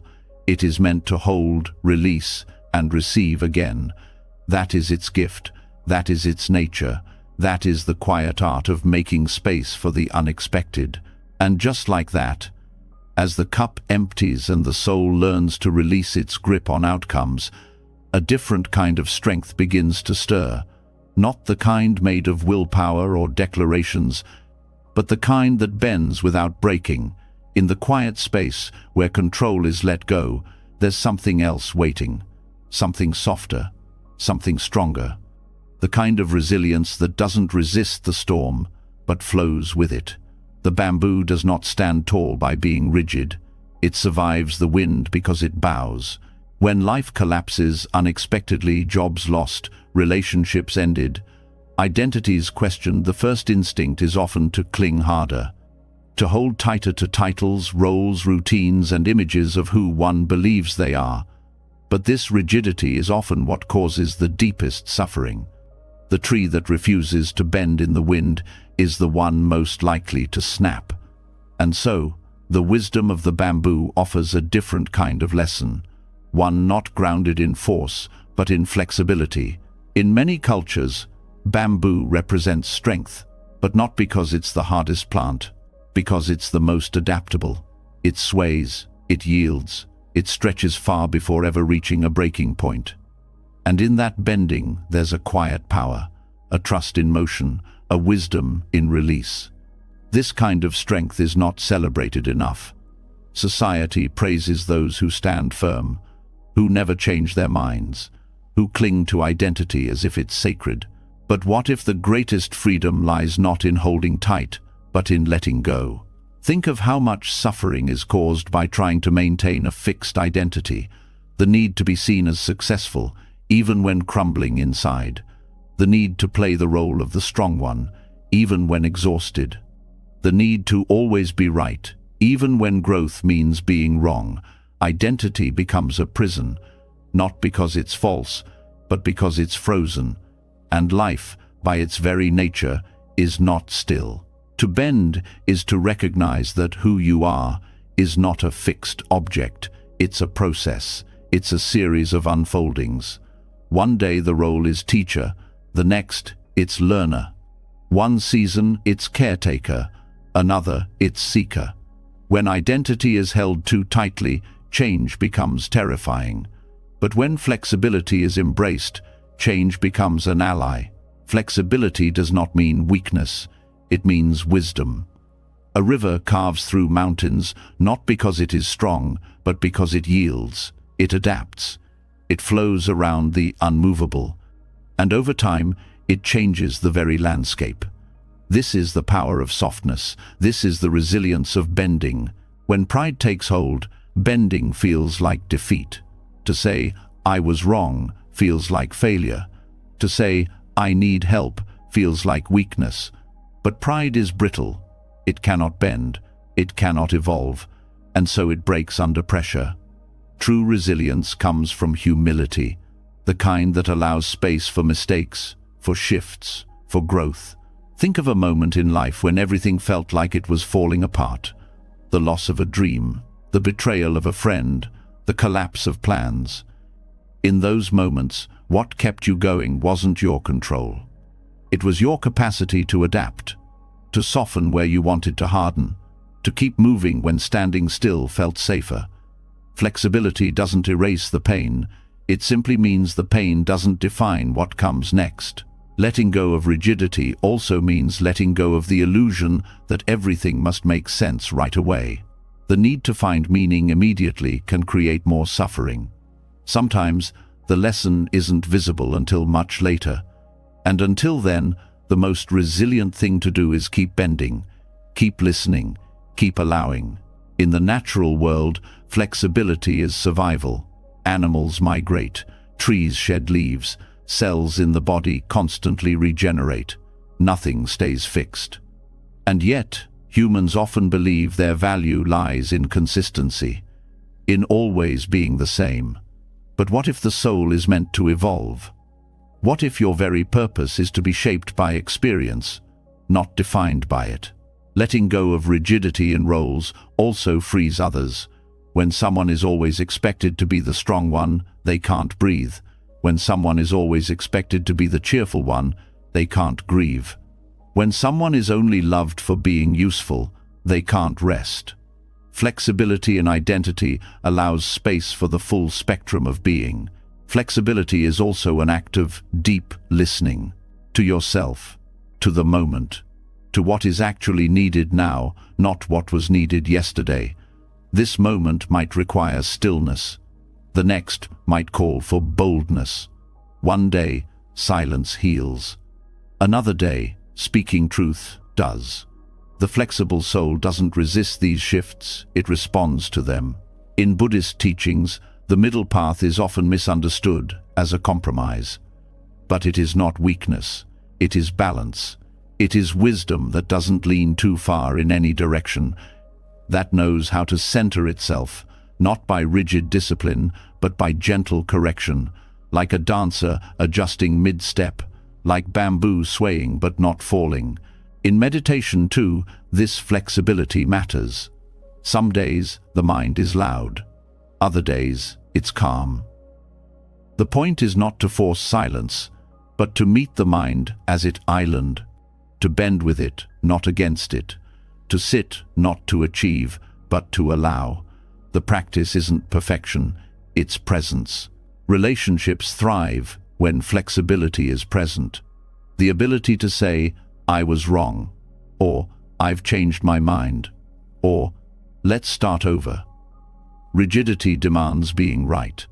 Flexibility values connection over ego. It lets go of the need to win and chooses to understand instead. Even the body teaches this. Muscles that are never stretched become stiff. Joints that are never moved lose their range. Resilience is not just about strength, it's about fluidity. Emotional, mental, physical, spiritual. To remain open, supple, responsive. And in grief too, flexibility is survival. There is no straight path through loss. Some days, the sorrow feels far away. Other days, it hits like the first hour. To move with that, to bend with the waves, is not weakness, it is the only way to stay afloat.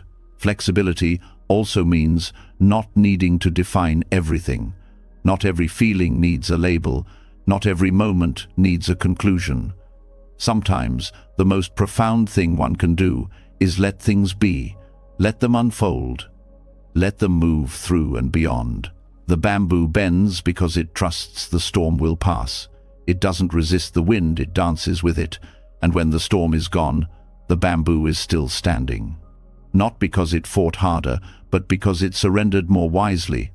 That kind of resilience is not dramatic, but it is lasting.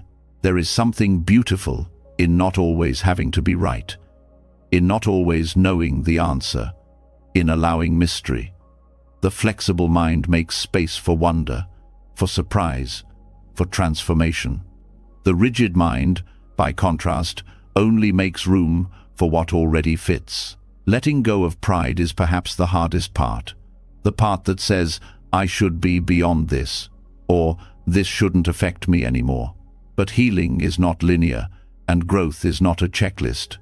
Pride often delays peace. Flexibility invites it back in. To bend is also to forgive, not just others, but oneself. To say, I didn't handle that well, and I can try again. Rigidity punishes, flexibility repairs. It weaves broken threads into new patterns. It finds strength not in being untouched, but in being softened. And at the heart of all this bending is love. A love that doesn't demand perfection, a love that doesn't panic at change, a love that trusts you can be many things over time and still be true, still be worthy, still be whole. The bamboo bends not to hide, but to survive, not to escape, but to endure, not to please, but to protect. And when the storm ends, it rises again, tall, quiet, rooted.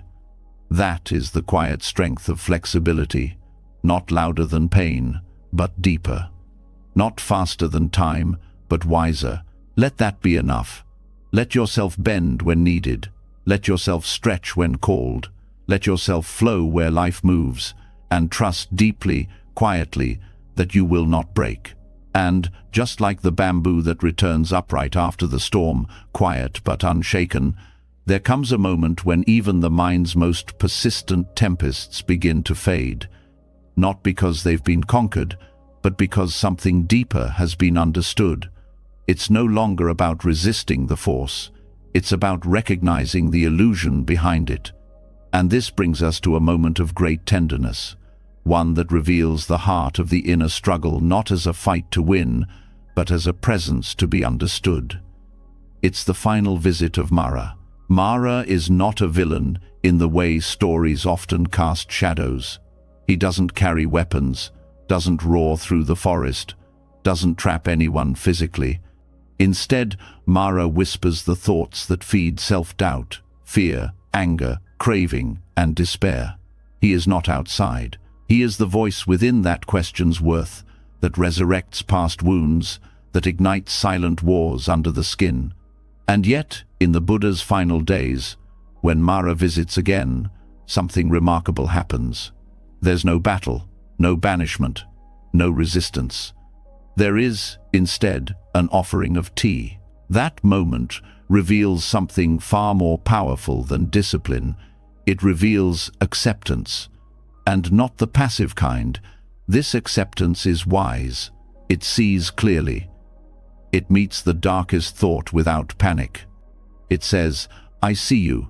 You do not control me. You may sit here, but you no longer run the show. This is how the Buddha greets Mara in the end, not with force, not with denial, but with full awareness and compassionate presence. What makes Mara lose his grip is not being defeated, it's being welcomed, being seen without fear, being treated like a guest, not an enemy.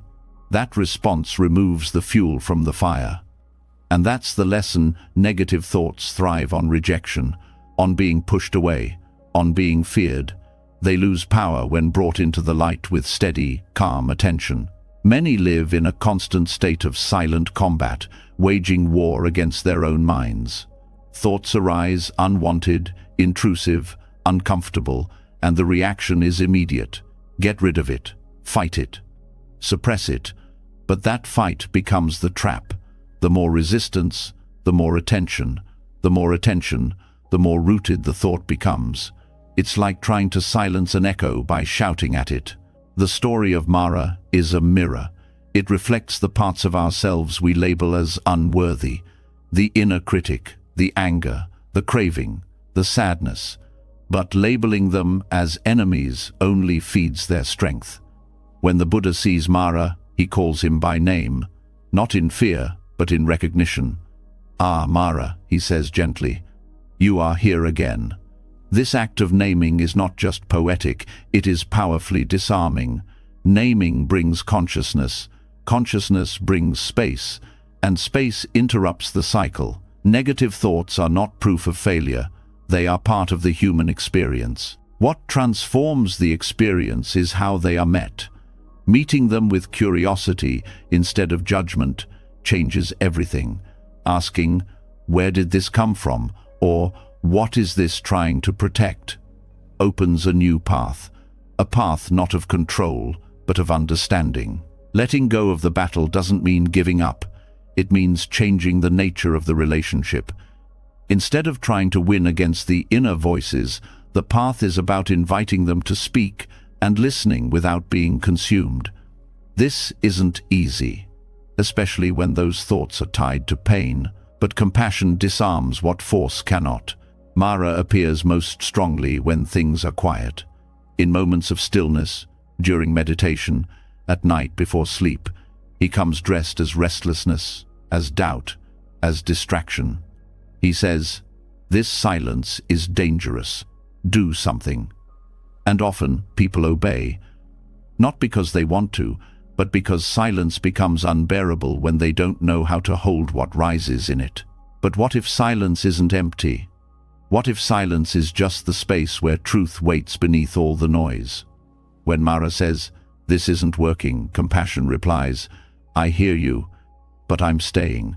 When Mara says, "You're wasting time," compassion replies, "There is no rush. This gentleness is not weakness. It is the firm hand that chooses peace over panic." Even when Mara arrives with old memories, with guilt, with fear of the future, the approach remains the same. "Are you again? Sit with me." This invitation rewires the nervous system. It tells the body, "You are not under attack. You are not being chased. You are home." So much of suffering is not in the thought itself, but in the resistance to it. "I shouldn't feel this. This shouldn't be happening. Why is this back?" These thoughts compound the pain, but when resistance softens, the thought often dissolves on its own. Not instantly, but eventually, like a wave that crashes and then retreats back to sea. Mara thrives on urgency, on the belief that discomfort must be fixed now. But what if discomfort is just a signal, not a danger? What if the anxious thought is not a command, but a flare saying, "Look here, there is something unresolved."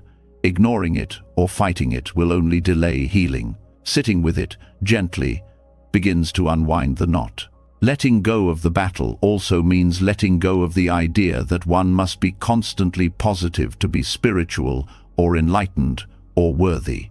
The Buddha did not reach peace by avoiding Mara. He reached peace by no longer needing to exile him. Peace does not mean the absence of inner struggle. It means the ability to be still within it. Thoughts lose power when they are not personalized. "I'm having a thought that I'm not good enough" is very different from "I'm not good enough." The first creates space. The second creates identity. That space, even if only a breath wide, is the key. In that space, there is choice. Choice not to believe, choice not to react, choice to stay seated in one's center. Over time, the visitations become less threatening, not because the thoughts disappear forever, but because the relationship to them is no longer hostile. They become like familiar clouds passing through the sky. Not welcome, but not alarming either. Just passing. Even when Mara visits in more disguised forms, comparison, perfectionism, envy, the same invitation applies. "Ah, this again. Sit with me." This allows for inquiry. What is this emotion protecting? What fear lives underneath? What unmet need is speaking here? This approach transforms what once felt unbearable into something that can be held, not controlled, not erased, but held, and that holding becomes healing. The mind learns that it is safe to feel, that no thought is too dark to be seen, that no feeling is too heavy to be carried with grace. And this does not mean indulging every thought. It means not fearing them. It means not giving them the steering wheel. It means learning to respond, not react, to pause before assuming, to breathe before believing. Even in daily life, Mara shows up, in a look that feels like judgment, in a silence that feels like rejection, in the flash of jealousy that arrives uninvited. But when recognized with compassion, these moments become openings. They teach, they reveal the hidden stories running beneath the surface. And when those stories are seen, they can be rewritten. The path of the Buddha is not about perfection, it is about liberation. Liberation from the cycle of self-inflicted harm, liberation from the compulsive need to control the mind. Liberation from the belief that peace comes from defeating something. True peace comes from no longer needing to fight. The last visit of Mara is a moment that echoes across centuries, not because it was dramatic, but because it was honest. The enlightened one still faced his shadow, but he no longer needed it to disappear. That is the deepest letting go, to let go of needing anything to be different before peace is possible. And so when negative thoughts arise, the question becomes, can this be met with kindness? Not agreement, not rejection, just presence. Because in that presence, Mara loses his edge. The thought loses its urgency. The storm loses its grip. This kind of living aware, compassionate, spacious, does not make life easy, but it makes life clear. And clarity is what dissolves illusion. The illusion that one must be fixed to be free. The illusion that only light is welcome. The illusion that shadows mean failure. In the end, Mara still visits, but he no longer stays. And that is enough. Not because he has been conquered, but because he has been understood, and what is understood cannot control. What is met with love cannot harm. The invitation, then, is not to wait for the storm to end, but to become the one who sits calmly as it passes. To welcome the final visit not as a threat, but as proof that nothing has been left unexamined, that no part of the self is unworthy of awareness. And in that final gesture of pouring tea for the one who once terrified, a new possibility is born, not of victory, but of wholeness, a wholeness that does not deny the shadow, but gently includes it in the light. That is the true end of the battle, not silence, but peace. The final notes of Mara's quiet departure still echo across the heart, like a bell that doesn't stop ringing. That silence, the one that follows when no more internal enemies are being fought, is not just peace, it is power. But what happens after one stops battling with what's inside? Where does all that energy go when it's no longer tangled in struggle? It turns outward. And one of the most radical directions it flows toward is generosity. Not generosity as it's usually framed, the kind that expects applause, acknowledgement, or at least a smile. This is the generosity that gives without leaving a hook behind. No waiting for thanks, no subtle control over how it's received, just the act of giving itself, free from conditions, free from identity, free from expectation. Most people give to feel good, which is not wrong, but it's still centered on the self. I feel generous. I like helping others. I want to make a difference. All beautiful intentions. But if peeled open deeply, they often reveal a desire to influence the world in a way that makes the giver feel secure, liked, or needed. That's not freedom. That's transaction dressed in virtue's clothing. Real generosity, the kind the Buddha spoke of, is not a performance or a bid for approval. It's a release, a letting go, a surrender of the urge to track, tally, or be remembered for kindness. Dana, the Pali word for generosity, was the very first step on the noble path, not because it's easy, but because it breaks the hardest thing, the grip of mine. When something is given without clinging, without the invisible leash of, I hope they notice, I hope they reciprocate, I hope this changes something, it becomes sacred. It becomes the act itself. And in that, the giver disappears, the receiver disappears, and only the giving remains. That is what it means to let go while giving. It's not giving up, it's giving through. This kind of letting go cannot be faked. The body knows when it's pretending. The heart knows when it's bargaining. Even the smallest internal voice, the one that lives beneath the smile, will whisper, I still wanted something from this. And that whisper is where the practice begins. Not in shaming the desire for return, but in seeing it clearly and softening into it. When giving becomes a mirror for our attachments, it becomes a teacher instead of a transaction. Letting go through generosity also dissolves control. So much of modern life is engineered around controlling outcomes, how others see us, how they respond, what they give back, whether they stay or leave. Even love is sometimes offered like a seed planted in hopes of a particular kind of bloom. But non-grasping generosity doesn't plant for a harvest. It lets the seed fall where it may. It accepts that some will grow, some won't, and some might be eaten by birds before they even reach the ground. And it doesn't follow up. It doesn't check the soil. It doesn't say, "Look what I did." It walks on, open and empty, with hands that remain outstretched, not to catch, but to release again. Even in speech, the practice shows itself. A kind word given without waiting for warmth in return is a form of freedom. A favor done without tracking how many favors are owed. A secret kept without needing the person to be grateful. Every time something is offered with open palms instead of clenched fingers, the internal tightness softens, and something profound shifts. The identity of the generous one, the narrative of the self as good, worthy, or enlightened, begins to dissolve too. True Dana strips away the storyteller. It doesn't feed the ego, it empties it gently. In this way, non-grasping generosity becomes a kind of purification. It burns the self-concern that hides inside even our best qualities. The act of giving becomes an undoing. Not a subtraction of worth, but a subtraction of burden. The burden of needing to be seen a certain way. The burden of managing how the world receives what we offer. When those layers peel back, what remains is raw, alive, and incredibly light. And it's not only about material giving. The most subtle gifts are the ones that most often go unnoticed, and that's precisely their power. Giving time without checking the clock. Giving attention without planning what to say next. Giving space for someone else's pain without shrinking away or trying to fix it. These are offerings that ask nothing in return, not even comfort. They don't need to be seen or praised to be real. In fact, their invisibility is what makes them sacred.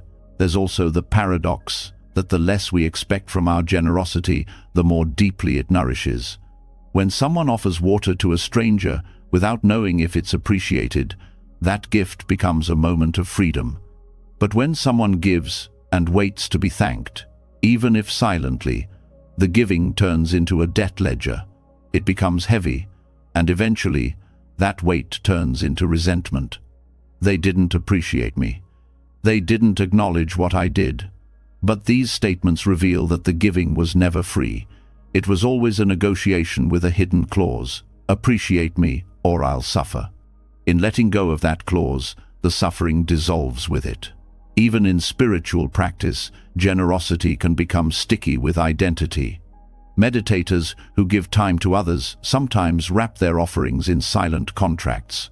I did this for you, so you should see me as wise. Teachers who share knowledge may cling to being needed. Parents who sacrifice may secretly demand emotional repayment. None of this is shameful. It's human, but it's also imprisoning. Because as long as generosity is tied to self-image, it can never fully be a path to liberation. It only builds a more virtuous cage. So what does real letting go through generosity feel like? It feels like the moment after an exhale, that pause where nothing is clung to, nothing is expected, and nothing is owed. Just the clean release of something no longer needed, a kind of relief without conditions, a smile that lingers even when unnoticed, an offering that vanishes without a trace and leaves the soul lighter than before. Even more challenging is giving when it feels like there's nothing to give, not because of poverty, but because of exhaustion, hurt, or isolation. But sometimes the most radical generosity is not a thing or a word, but a pause. A breath taken for another person instead of a reaction. A willingness to listen, even when we're tired. A decision not to pass judgment when it would feel so good to do so. These are not small things. They are tectonic shifts in a world addicted to reaction and retaliation. Generosity also reshapes how we view rejection. When something is given freely, rejection doesn't wound. because the giving wasn't a bid for connection, it was an act of inner release. If the other accepts it, wonderful. If they don't, it remains pure. And this frees the giver from the tyranny of needing validation to feel whole. It shifts the center of power inward. The choice to give becomes the liberation itself, not the outcome. There's even something profound in giving to those who may never know our name. The anonymous donation, the quiet kindness, the act no one sees. These expressions carry a kind of invisible nobility. They work on the soul like a gentle sanding down of the edges. They teach the giver more than the receiver. Because to be generous without being noticed is to finally step out of the spotlight and into stillness. Some might wonder if this form of giving is too passive, too empty, too detached. But that's the illusion of control speaking again. Non-grasping generosity is not indifference, it's intimacy without ownership. It's not less engaged, it's more surrendered. The world doesn't need more performative kindness. It needs hearts willing to give without claiming territory. People who plant trees under whose shade they will never sit. That's the kind of generosity that transforms both giver and world. At its deepest level, this kind of giving becomes an act of devotion, not to a god or a person, but to life itself. A bow to impermanence, a nod to the mystery, an offering made not to gain, but to participate, not to impress, but to dissolve. And in this dissolving, the lines blur between giver and gift, between one moment and the next, between self and other. What's left is silence, spacious, alive, and utterly free. Letting go of the need to be acknowledged for generosity is not weakness. It's the strength to love without asking the world to echo it back. It's the courage to disappear into the gesture. And in that disappearing, something astonishing happens. The more we let go, the more deeply we connect, not to a story about who we are, but to the boundless flow that never asks who we are in the first place. And that flow is where the next lesson quietly waits. Because if giving without needing is freedom, then what about receiving without fear? What happens when the ego steps aside not only in offering, but also in surrendering to care? The path does not end at the open palm, it continues into the open heart, and that is where we now go. When generosity has no grasping, when giving comes with no strings, a new kind of peace arises. But just when the heart begins to soften in that spaciousness, life brings another wave. Not a wave of gratitude, not a reward, but a surge of chaos, unpredictability, and emotion that does not respond to goodness with symmetry. That is where the next lesson begins, in the recognition that life does not follow the logic of fairness, but dances like the sea, rising, falling, surging, withdrawing. And in that rhythm, something vital waits to be seen. Most of the struggle comes from trying to fix life in place. People chase comfort, trap happiness in routines, organize calendars as if time could be tamed, love as if relationships could be frozen into perfection, and practice mindfulness as if peace could be bottled. But the wave does not ask permission to crash. The tides do not wait for readiness. The seasons do not ask if winter is convenient. Samsara is not a puzzle to solve, but an ocean to ride.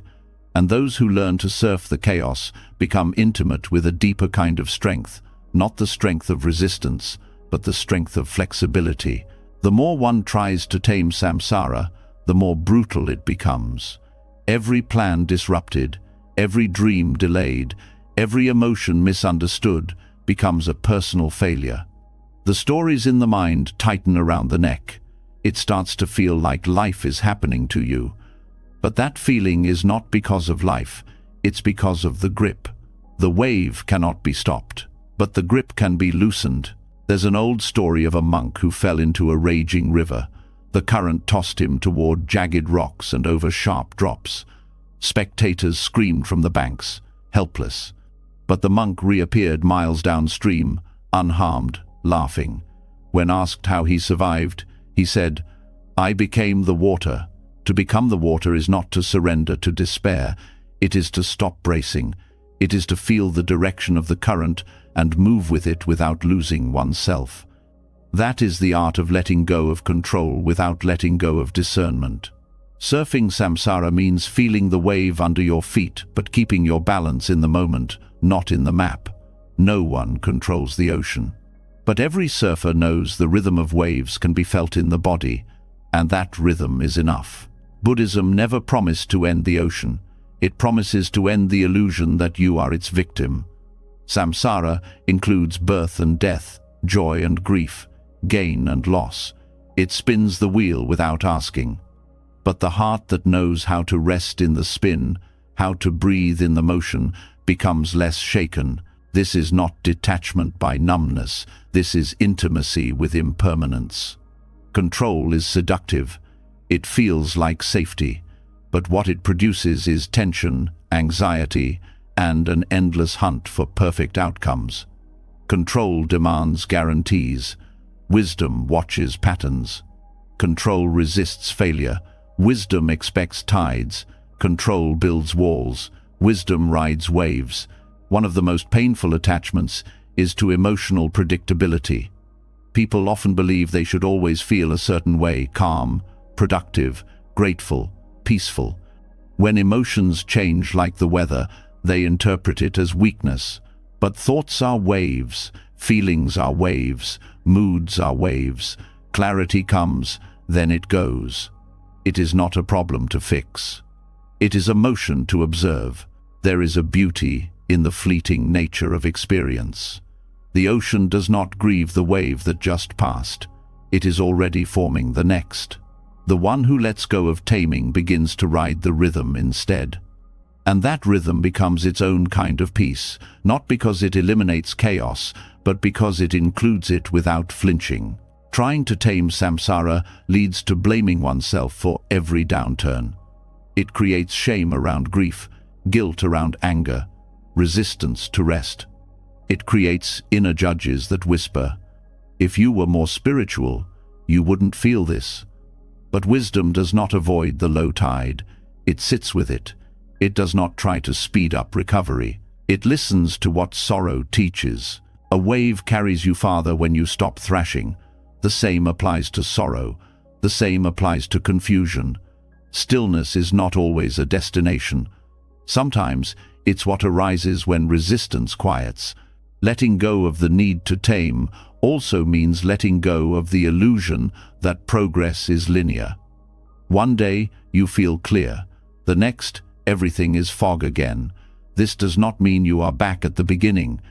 It means the path is not a ladder, it's a spiral, and sometimes spirals double back before moving forward. Samsara is not a punishment. It is a teacher that refuses to speak in straight lines.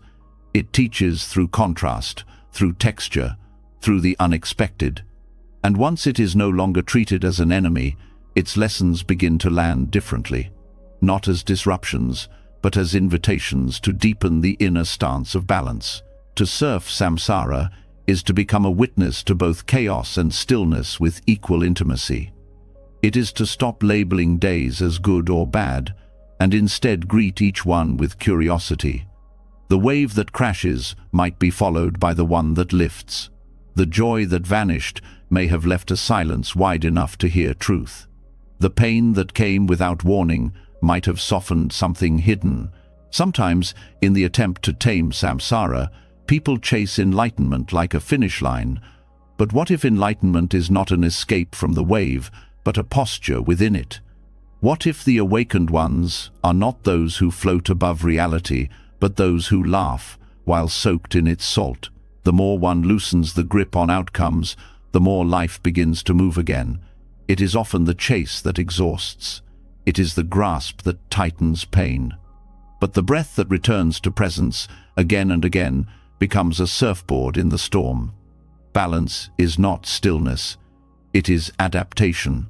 Even the Buddha sat under the Bodhi tree not to escape the world, but to understand it. Enlightenment did not erase the wave. It gave him the eyes to see it differently. The rains still came. Illness still came. Death still came. But fear, the need to tame, the illusion of control, those fell away. Every attempt to control another person's reaction, to script the timing of healing, to lock in a constant state of motivation or clarity, is a form of trying to tame the ocean. And every wave that breaks that expectation is an opportunity to ride something wilder, something real. Letting go of taming samsara is not passive. It is not carelessness. It is awareness that energy spent resisting could be used dancing, that the muscle used to clench could be used to paddle, that the voice used to blame could be used to sing. When you stop trying to tame the wave, you start hearing its rhythm. You stop yelling at the thunder and start listening to the rain. You stop measuring the worth of the day by what stayed in place and start learning from what moved. True resilience is not a hard shell. It is a soft center that can flex, adjust, shift, and still remain whole. The wave never breaks the ocean. In the same way, chaos never breaks the one who rides it with presence. Samsara may never be still, but the heart can be, and not because it hides, because it learns to breathe with the wave instead of against it. That is freedom, not from life, but with it. And still, even after letting go of the need to be thanked, even after loosening the grip on outcomes and praise, there is one more subtle place where control hides within the assumption that peace is a permanent achievement. As if once equanimity is tasted, it will remain. As if the mind, once clear, will never again stir. But waves don't apologize for rising after falling. They are not wrong for returning. The ocean is not broken because it never holds still, and this is where the next lesson begins. There are those moments when everything finally feels okay. Not extraordinary, not euphoric, but okay, in a way that feels enough. Then, without warning, a crash. Something shatters a plan, a mood, a hope, and all that stillness is gone. The reflex is to grasp again, fix it, make it stop, patch the hole and hold the ocean back with a bucket. But the wave is not the enemy. The chaos is not the failure. Samsara, this cycle of becoming, breaking, becoming again, is not a mistake. It is the dance of form and emptiness. And wisdom begins when the dance is no longer resisted. Trying to tame the chaos of life is like yelling at the tide for not keeping still. The mind builds fortresses out of expectations and calls it safety. But all things conditioned are impermanent. Every relationship, every thought, every breath arising and dissolving like foam. When the heart breaks, it is not proof of personal failure. When plans collapse, it is not karma gone wrong. These are the signatures of motion, not punishment. And when one sees this, not just intellectually but through the marrow of being, resistance begins to melt. Riding the wave does not mean liking every moment. It means no longer needing to control it. It means grieving without drowning, laughing without clinging, working without becoming the work. It means meeting each crest and fall with the same gaze, neither seduced by the high nor destroyed by the low. This is not detachment. This is intimacy with reality. There is a quiet strength in those who no longer demand that life be fair. Not because they've given up, but because they've seen that fairness is a human metric, applied to a mystery too vast to calculate.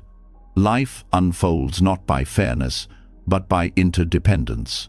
A butterfly flutters in the Amazon, and rain falls in Spain. A kind word uttered in a market 20 years ago becomes the reason someone does not give up today. When viewed this way, even the wave becomes a teacher.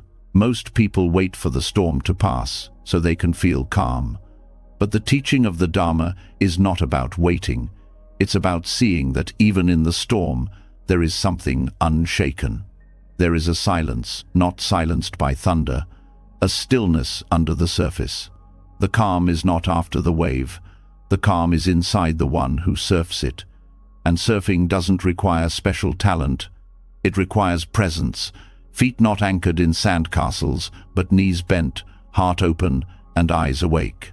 Pain becomes agony when it is labeled as wrong. Sadness becomes despair when it is labeled as failure. Samsara becomes suffering when it is resisted. The wave is not what breaks us. What breaks us is trying to control the rhythm of a universe that never signed our blueprint. The liberation is not in getting the ocean to be still.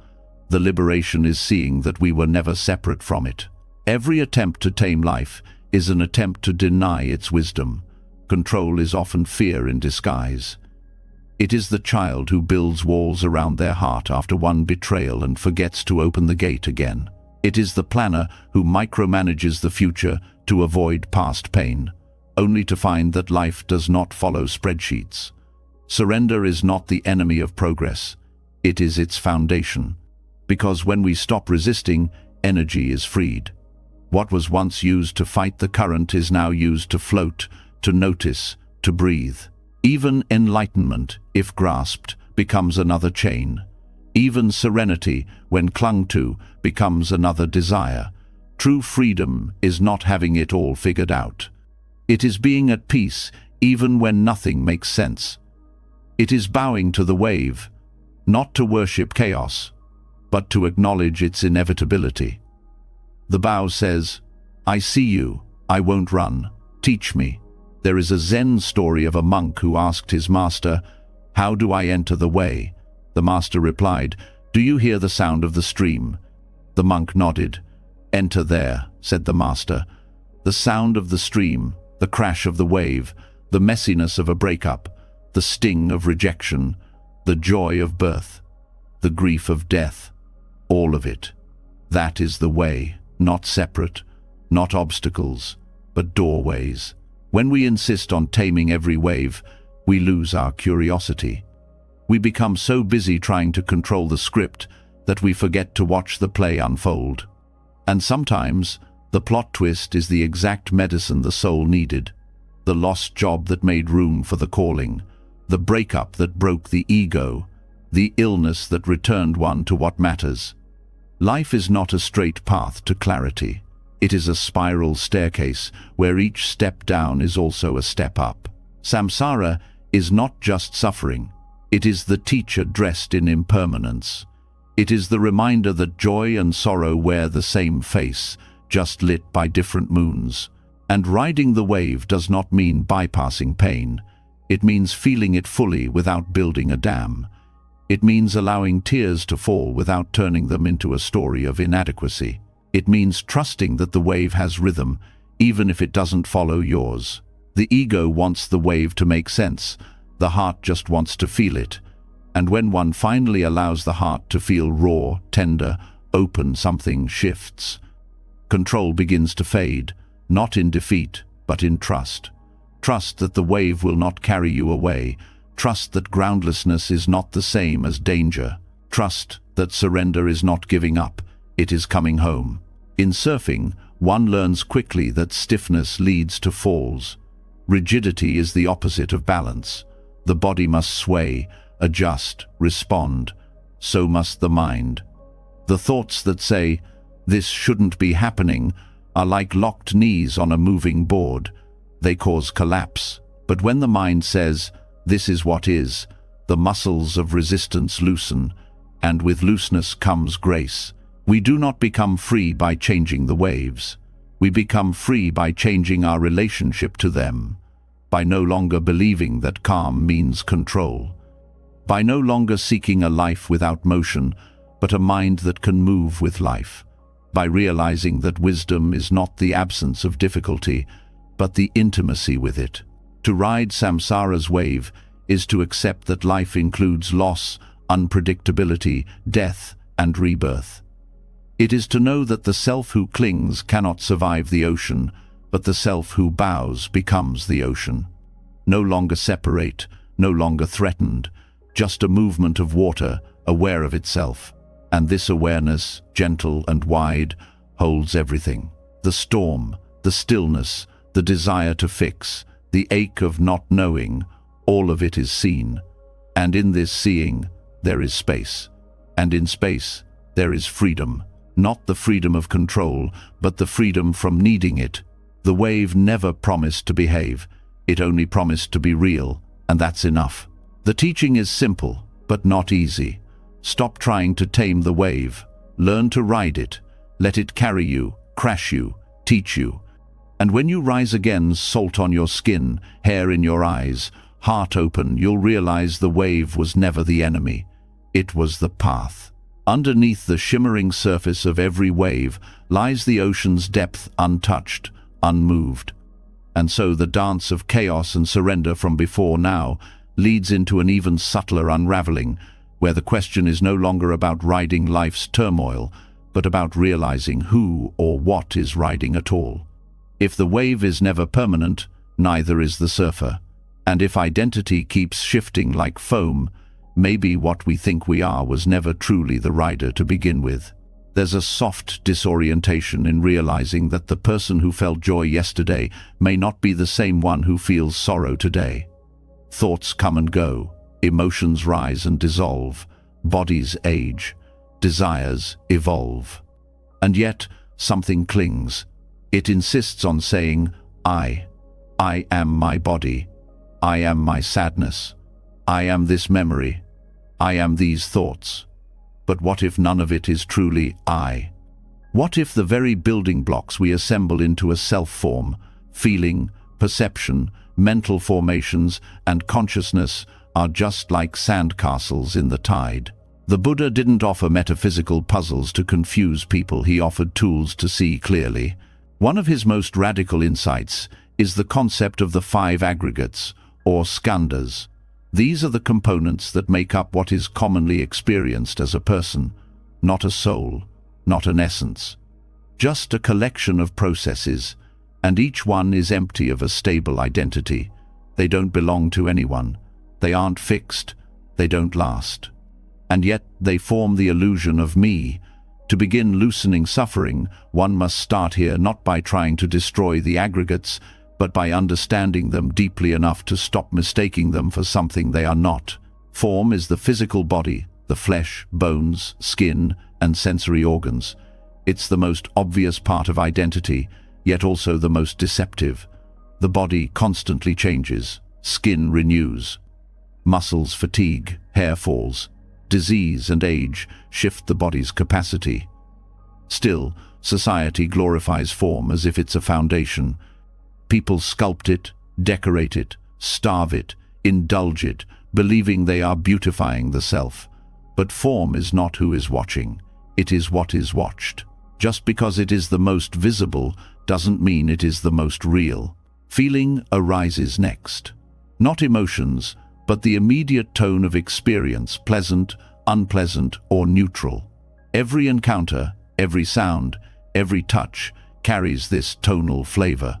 It's how the mind begins reacting, yet feelings are entirely dependent on conditions. A meal tastes delightful when hungry, bland when full. A breeze is a gift in summer, a curse in winter. Feeling is like weather. It rolls in, it rolls out. But what most do is attach to the pleasant and reject the unpleasant, trying to control something that cannot be pinned down. Craving is born here. So is aversion, and so is much of suffering. Then comes perception, the mind's labeling machine.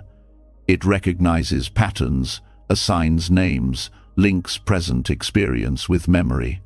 A face is seen and labeled. Friend, stranger, threat, desire. A word is heard and instantly filtered through 1,000 associations. Perception organizes reality, but it also distorts. It oversimplifies. It carries the weight of bias, culture, trauma, and habit. Perception is not pure seeing, it is conditioned recognition, and yet people live inside it as if it's truth. Mental formations are perhaps the most subtle. These are the volitional tendencies, the impulses, habits, intentions, and emotional reactions shaped over years.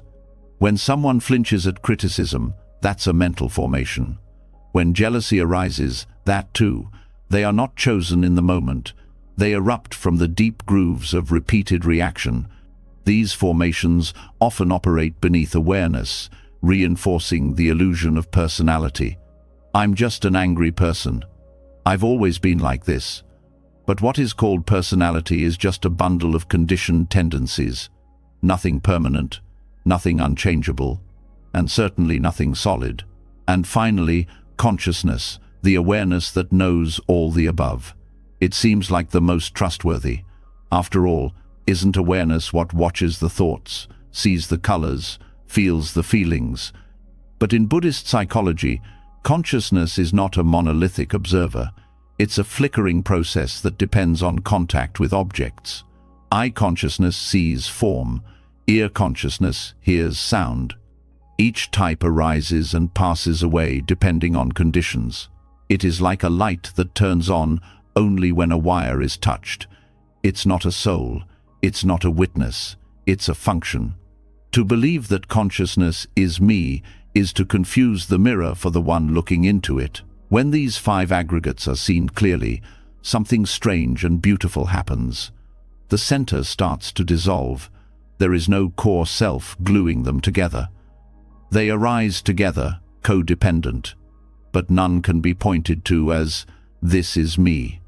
And without a self to defend, to promote, to fear for suffering begins to ease, not through force, not through denial, but through the gentle clarity of seeing. Letting go of the aggregates doesn't mean rejecting life. It means holding life more lightly. When pain comes to the body, it is simply form reacting. When sadness arises, it's a feeling, not a failure. When memories flood in, they are perceptions, not prophecies. When impulses shout inside the mind, they are formations, not destiny. And when awareness flickers, it is not proof of someone watching, but of processes unfolding. To live with this insight is to begin walking with a new kind of freedom, no longer needing to control every emotion, no longer needing to be right all the time, no longer needing to win the endless game of self-definition, because there is nothing to defend. There is just unfolding, and that unfolding doesn't belong to anyone. This isn't a cold detachment, it's the warmest embrace of reality. It's what allows compassion to rise. If the one who is angry is not really a fixed person, then maybe their anger is just a passing storm in their own skandhas. If the one who wronged is just a bundle of conditions, then perhaps forgiveness is no longer tied to ego. And if the one who suffers is not a solid me, then perhaps suffering can also shift, loosen, fade. In daily life, this shows up in the small moments. When a thought says, "I can't believe I did that," pause and notice the I. Is it a memory of form, a feeling of regret, a mental formation replaying shame? When frustration hits in traffic, can it be traced? Is it a perception of time wasted, a feeling of restlessness, a formation born of habit? When joy surprises you in a quiet moment, can you notice it arise not as something owned, but as something happening? Freedom doesn't come from transcending the world. It comes from seeing through the illusions that tighten it. The illusion of ownership, the illusion of permanence, the illusion of self. When the aggregates are met with curiosity instead of grasping, the whole world becomes less personal, less heavy, less threatening. This doesn't mean becoming passive. The aggregates still move, the body still eats, feelings still fluctuate, plans still form. But now, there's space, room to breathe between reaction and response. A loosening of identity, a softening of judgment, a release of the need to always be someone. And in that space, life still happens, but not as a performance. It unfolds like music played by an orchestra without a conductor. Each part doing its piece, each note rising and falling, no need for applause or perfection. Just sound, form, motion, awareness, all arising and passing, no one playing, nothing to possess. Just the song of existence, echoing softly through an empty stage. Just as clarity begins to settle like calm water over stirred mud, a new disturbance enters not from the world, but from within the pursuit itself. The insight into the 5 aggregates may have started to loosen identity and dissolve attachments, yet even in that loosening, a subtle desire remains, a craving to finally do it right. to be the most detached, the most awakened, the one who has let go completely. And that craving wears the disguise of virtue. It pretends to be surrender while secretly tightening control. When even the path to freedom becomes something to cling to, suffering takes on the robes of spirituality. There's a kind of quiet exhaustion that builds in those who strive too hard to be free, a feeling that no matter how much they meditate, reflect, or release, they're still not quite there, not calm enough, not wise enough, not detached enough. The spiritual ego whispers, "You should be beyond this by now." A true practitioner wouldn't feel this way. Let go harder.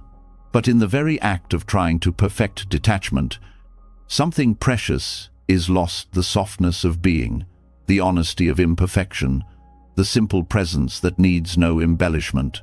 Letting go is not an achievement. It's not a badge to earn or a mountain to climb. It's a moment-to-moment openness, a willingness to meet experience as it is, without needing to sculpt it into a spiritual ideal.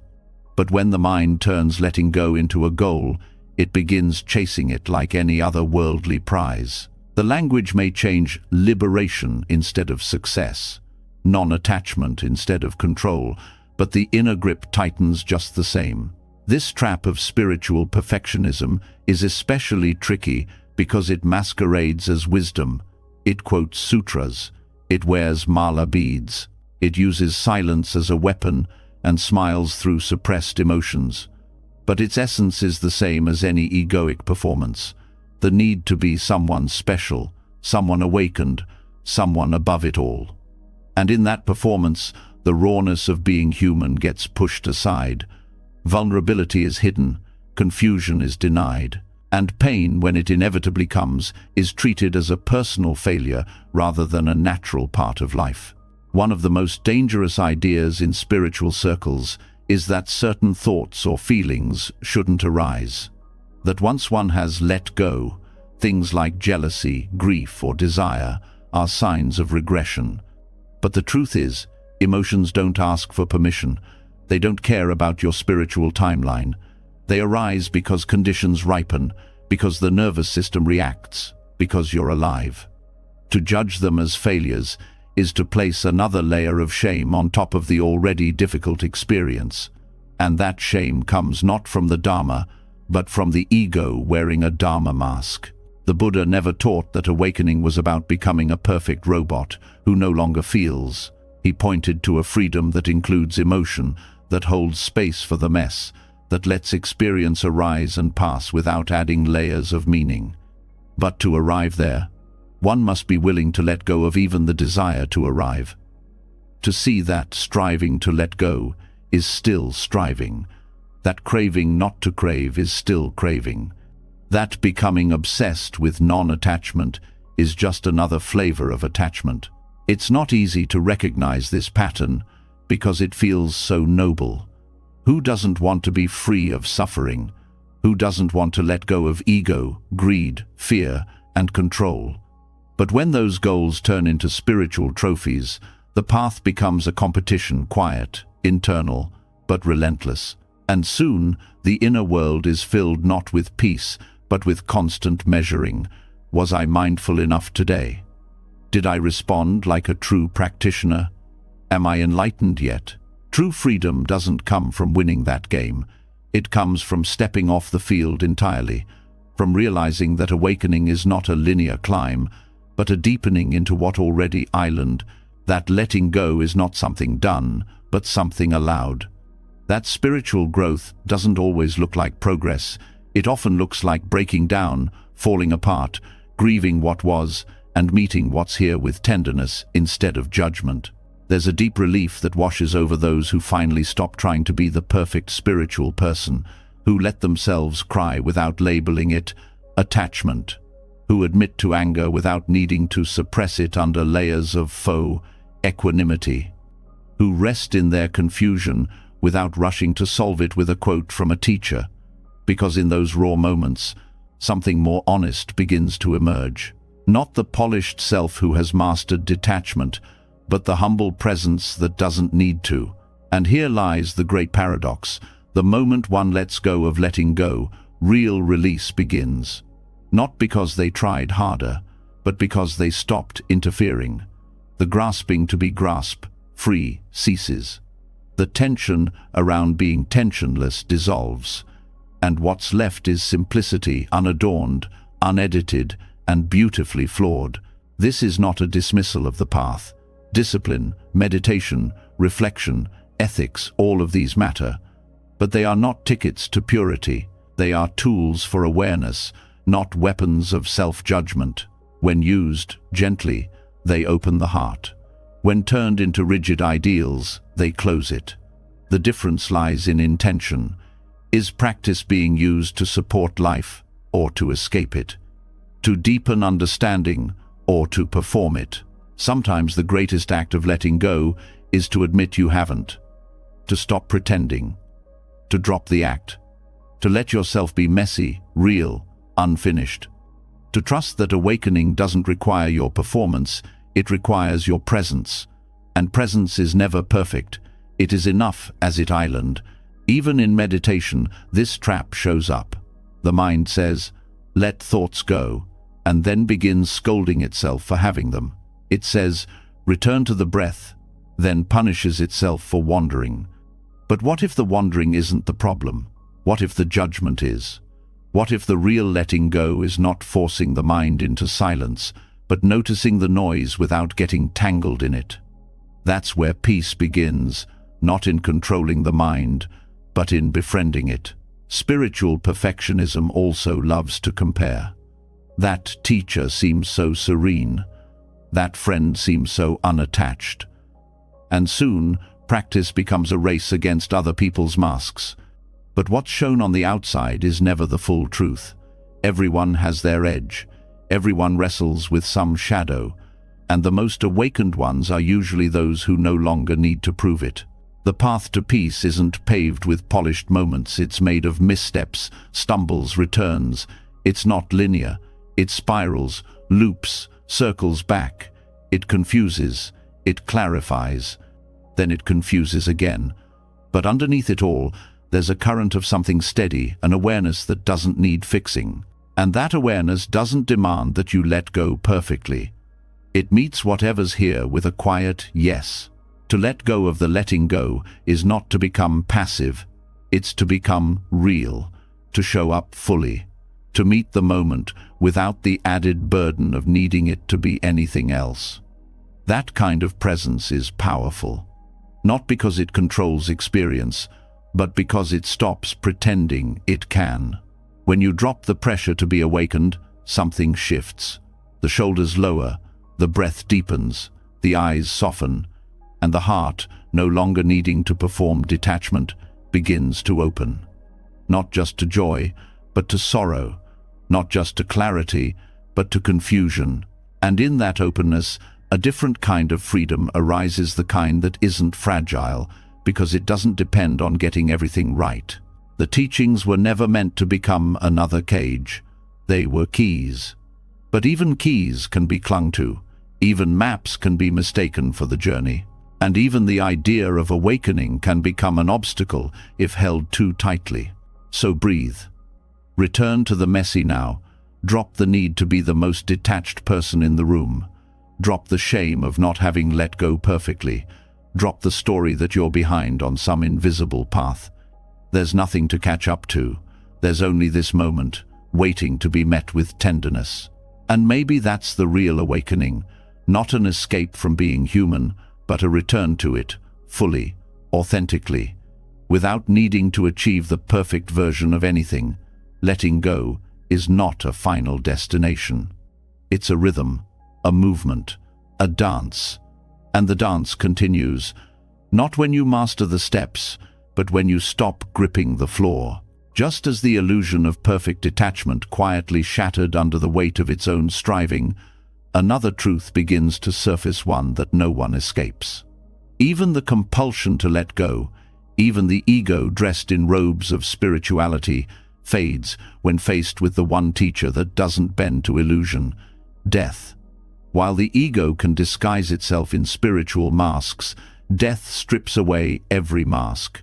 It does not wait for readiness. It doesn't ask if one has mastered the breath or memorized sutras. It doesn't care how enlightened a person believes they are. Death is not a punishment. It is not a failure.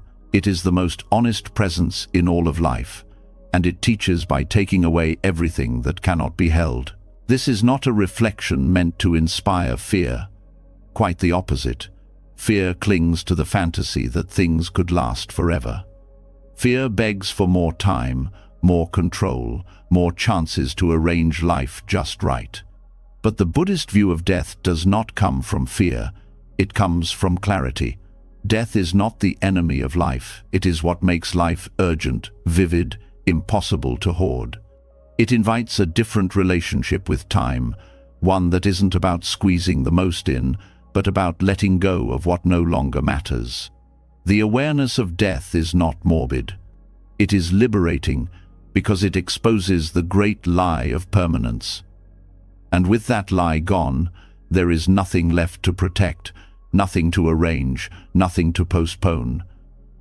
Just presence. So much of control is rooted in the illusion that time is abundant, that the right moment will come later, that life can be planned like a spreadsheet. But death reveals how fragile those assumptions are. Plans get interrupted, people disappear, clocks run out, and in that sudden clarity, many realize they spent years clinging to trivial things, petty arguments, imagined futures, old grudges, unfulfilled expectations. Entire lives poured into trying to hold together a version of the world that was never going to stay still. In Buddhist teachings, death is not hidden or sugar-coated. Monks meditate in charnel grounds, surrounded by the decaying remains of bodies. They reflect on the stages of decomposition, not to traumatize themselves, but to see clearly that the body, too, is a changing thing, that no identity, no possession, no relationship is beyond the reach of impermanence.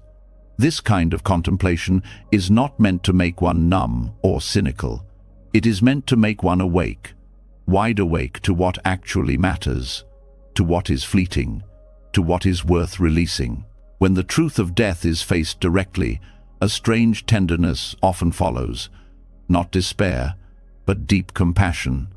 Because it becomes obvious how much everyone is trying to hold together lives they will eventually lose. Even those who seem confident, stable, in control, they too are moving toward the same destination.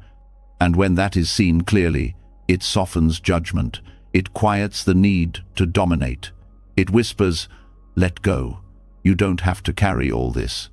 And in that moment, the weight of control begins to lift. What dies is not just the body. Expectations die, roles die, stories die, entire versions of the self dissolve. And yet, people continue trying to freeze their lives into predictable patterns, as if that could outwit change. But control is not strength, it is resistance. And resistance is always broken by time.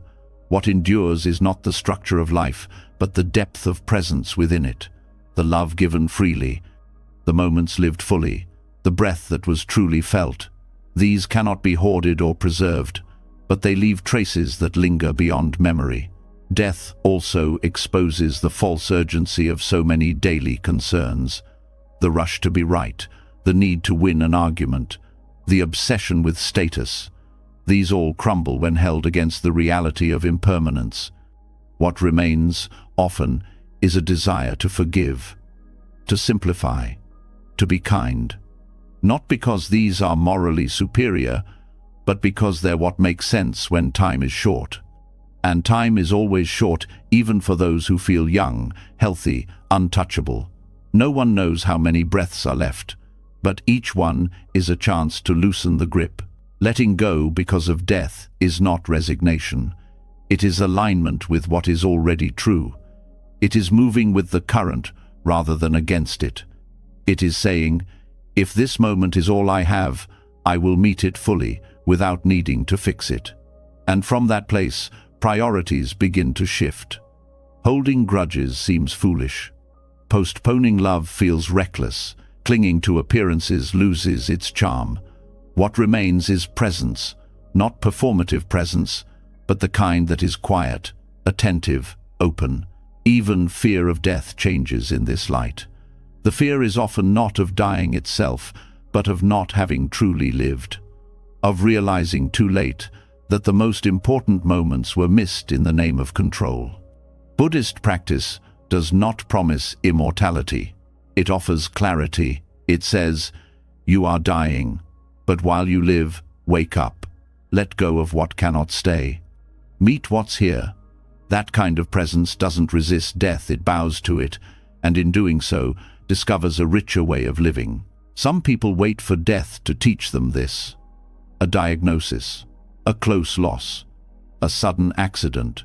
But the teachings invite us to learn without waiting, to reflect now, to sit with the truth that life is not guaranteed, that breath is not owed, that tomorrow is not promised. And in that reflection, something opens a freedom not based on escape, but on surrender. Not apathy, but clarity.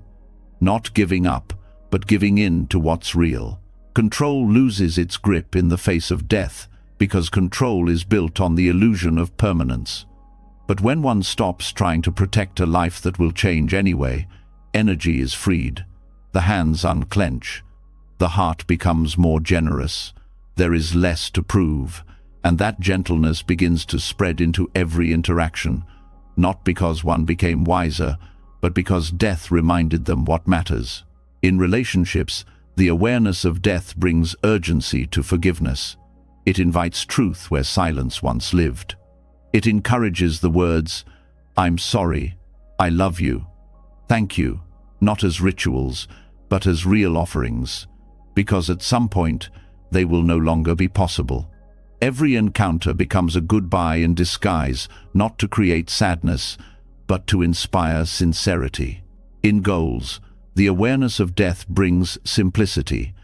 It cuts through the noise of ambition and reminds us that achievement without presence is hollow, that being admired is not the same as being known, that being busy is not the same as being alive.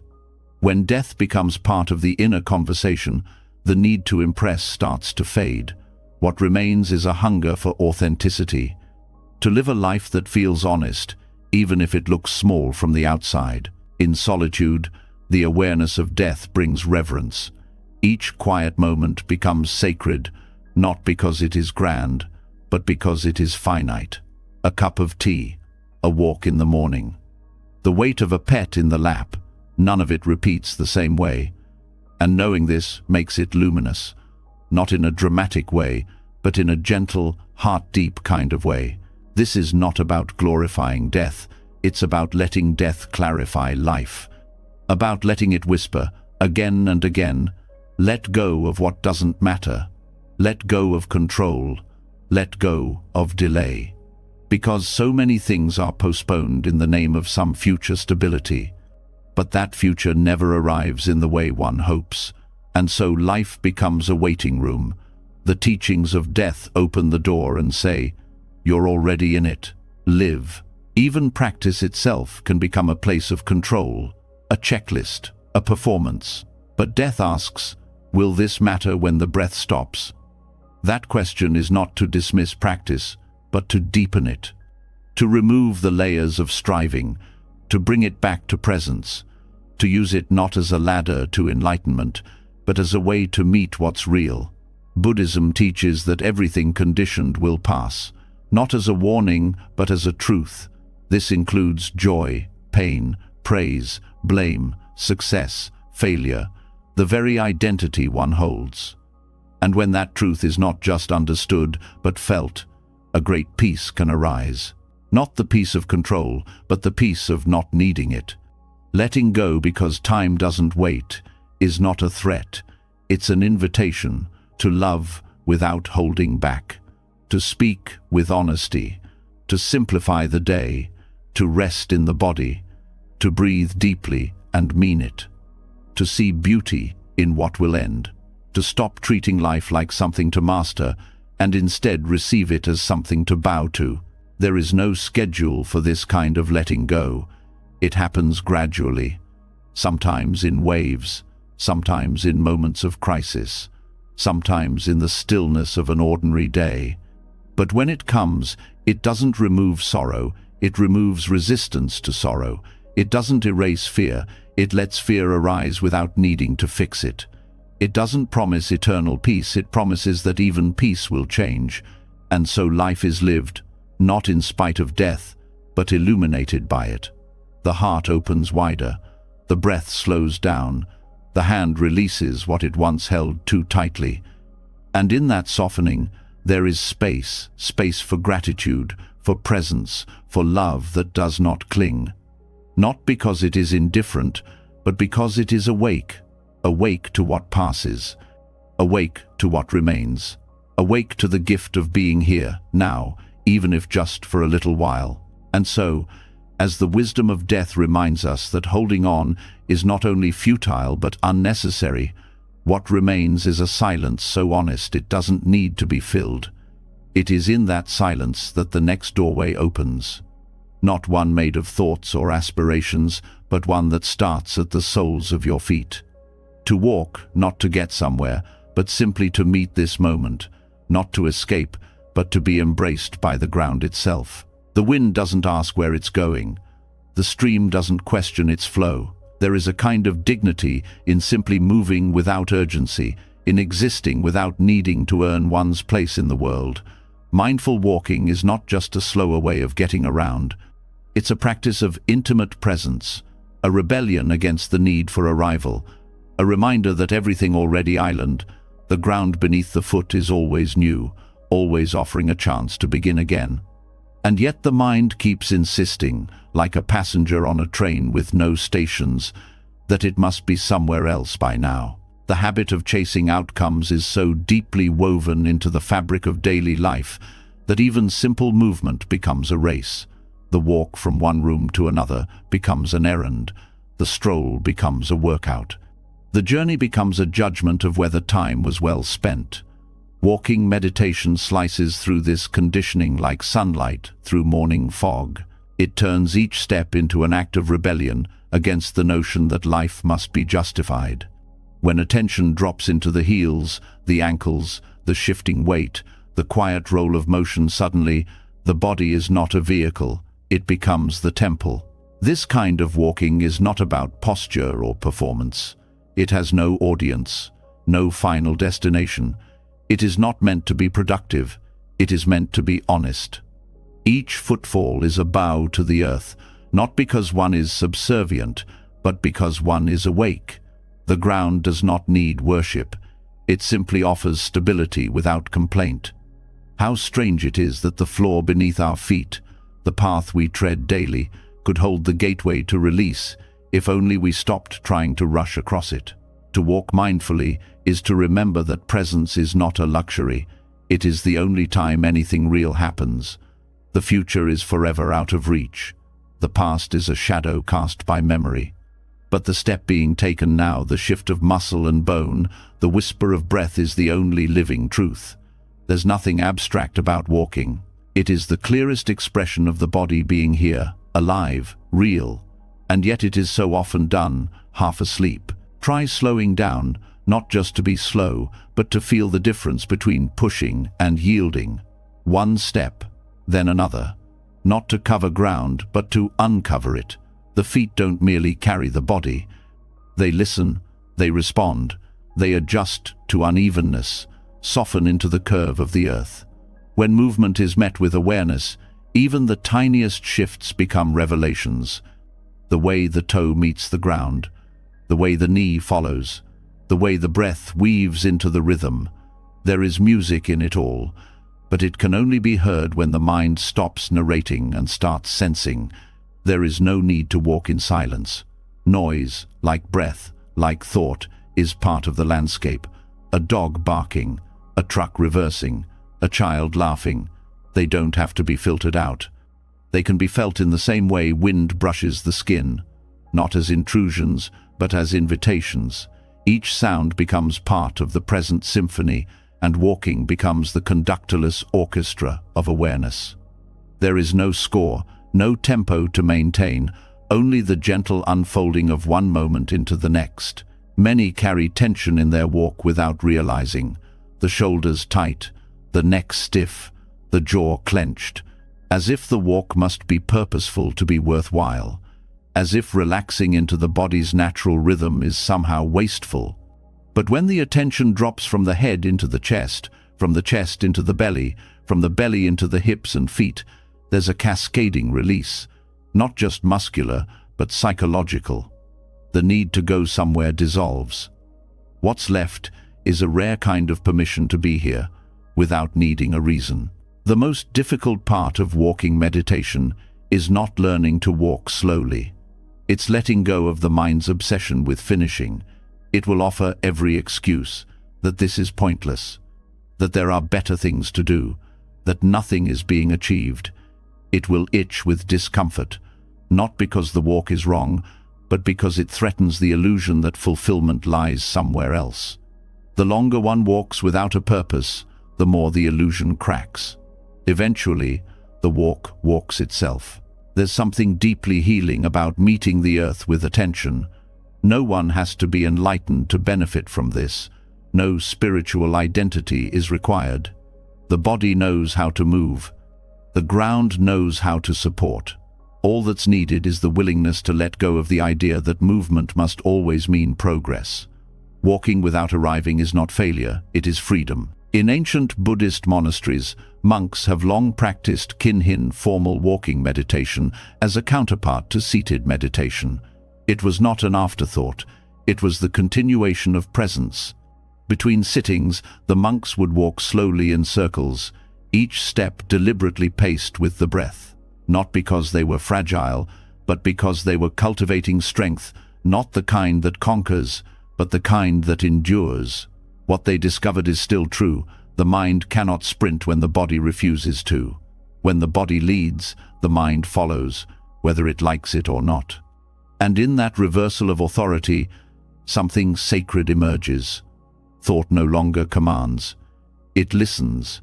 It harmonizes with the body's pace. And just like that, control transforms into coordination. The inner chatter starts to fade, not because it is silenced by force, but because the body's truth rings louder. Modern life is allergic to slowness. The culture celebrates speed, optimization, productivity.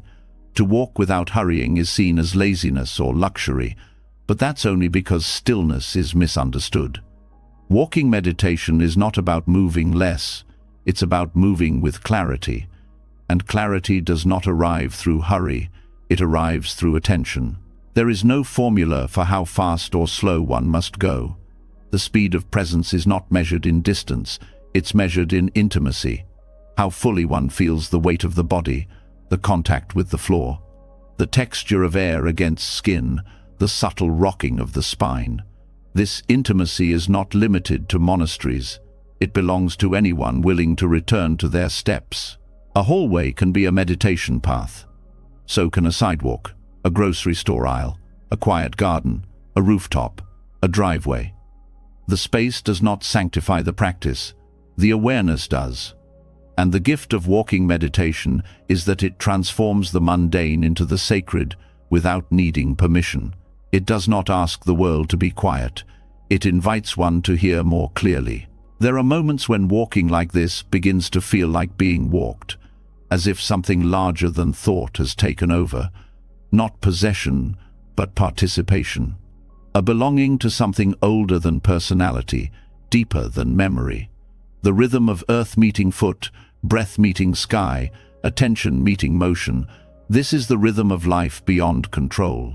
And yet, there will be days when the mind resists, when the urge to accomplish reasserts itself, when walking without a goal feels like foolishness. This is not failure. It is the mind returning to its training.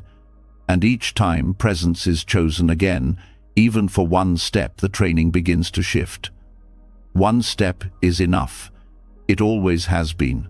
There's no certificate at the end, no enlightenment badge, just a quieter heart, a more stable breath, a body less at war with itself. These are not small things. These are the quiet revolutions that make life worth living.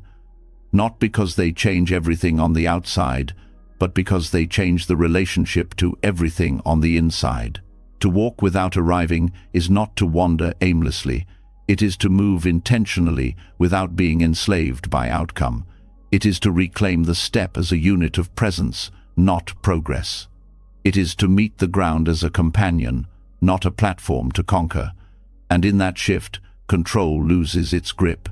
Not because it was defeated, but because it was outgrown. So if the next walk leads nowhere, let it be enough. Let it be a homecoming, not a delay. Let the world pass by in its rush. Let the deadlines wave from a distance. Let the phone remain untouched. The feet know the way. The breath knows the rhythm. The heart knows the truth. Arrival was never the point. Presence always was. When control slips through the fingers, peace quietly enters. Every teaching in this journey, whether from the waves of samsara, the illusion of the five aggregates, or the simple act of walking without arriving, was a gentle reminder. Freedom begins where control ends. If something here spoke to your heart, leave a comment below. It may help someone else find their own release. And if you'd like more teachings like this while you rest, don't forget to subscribe. Let the letting go continue.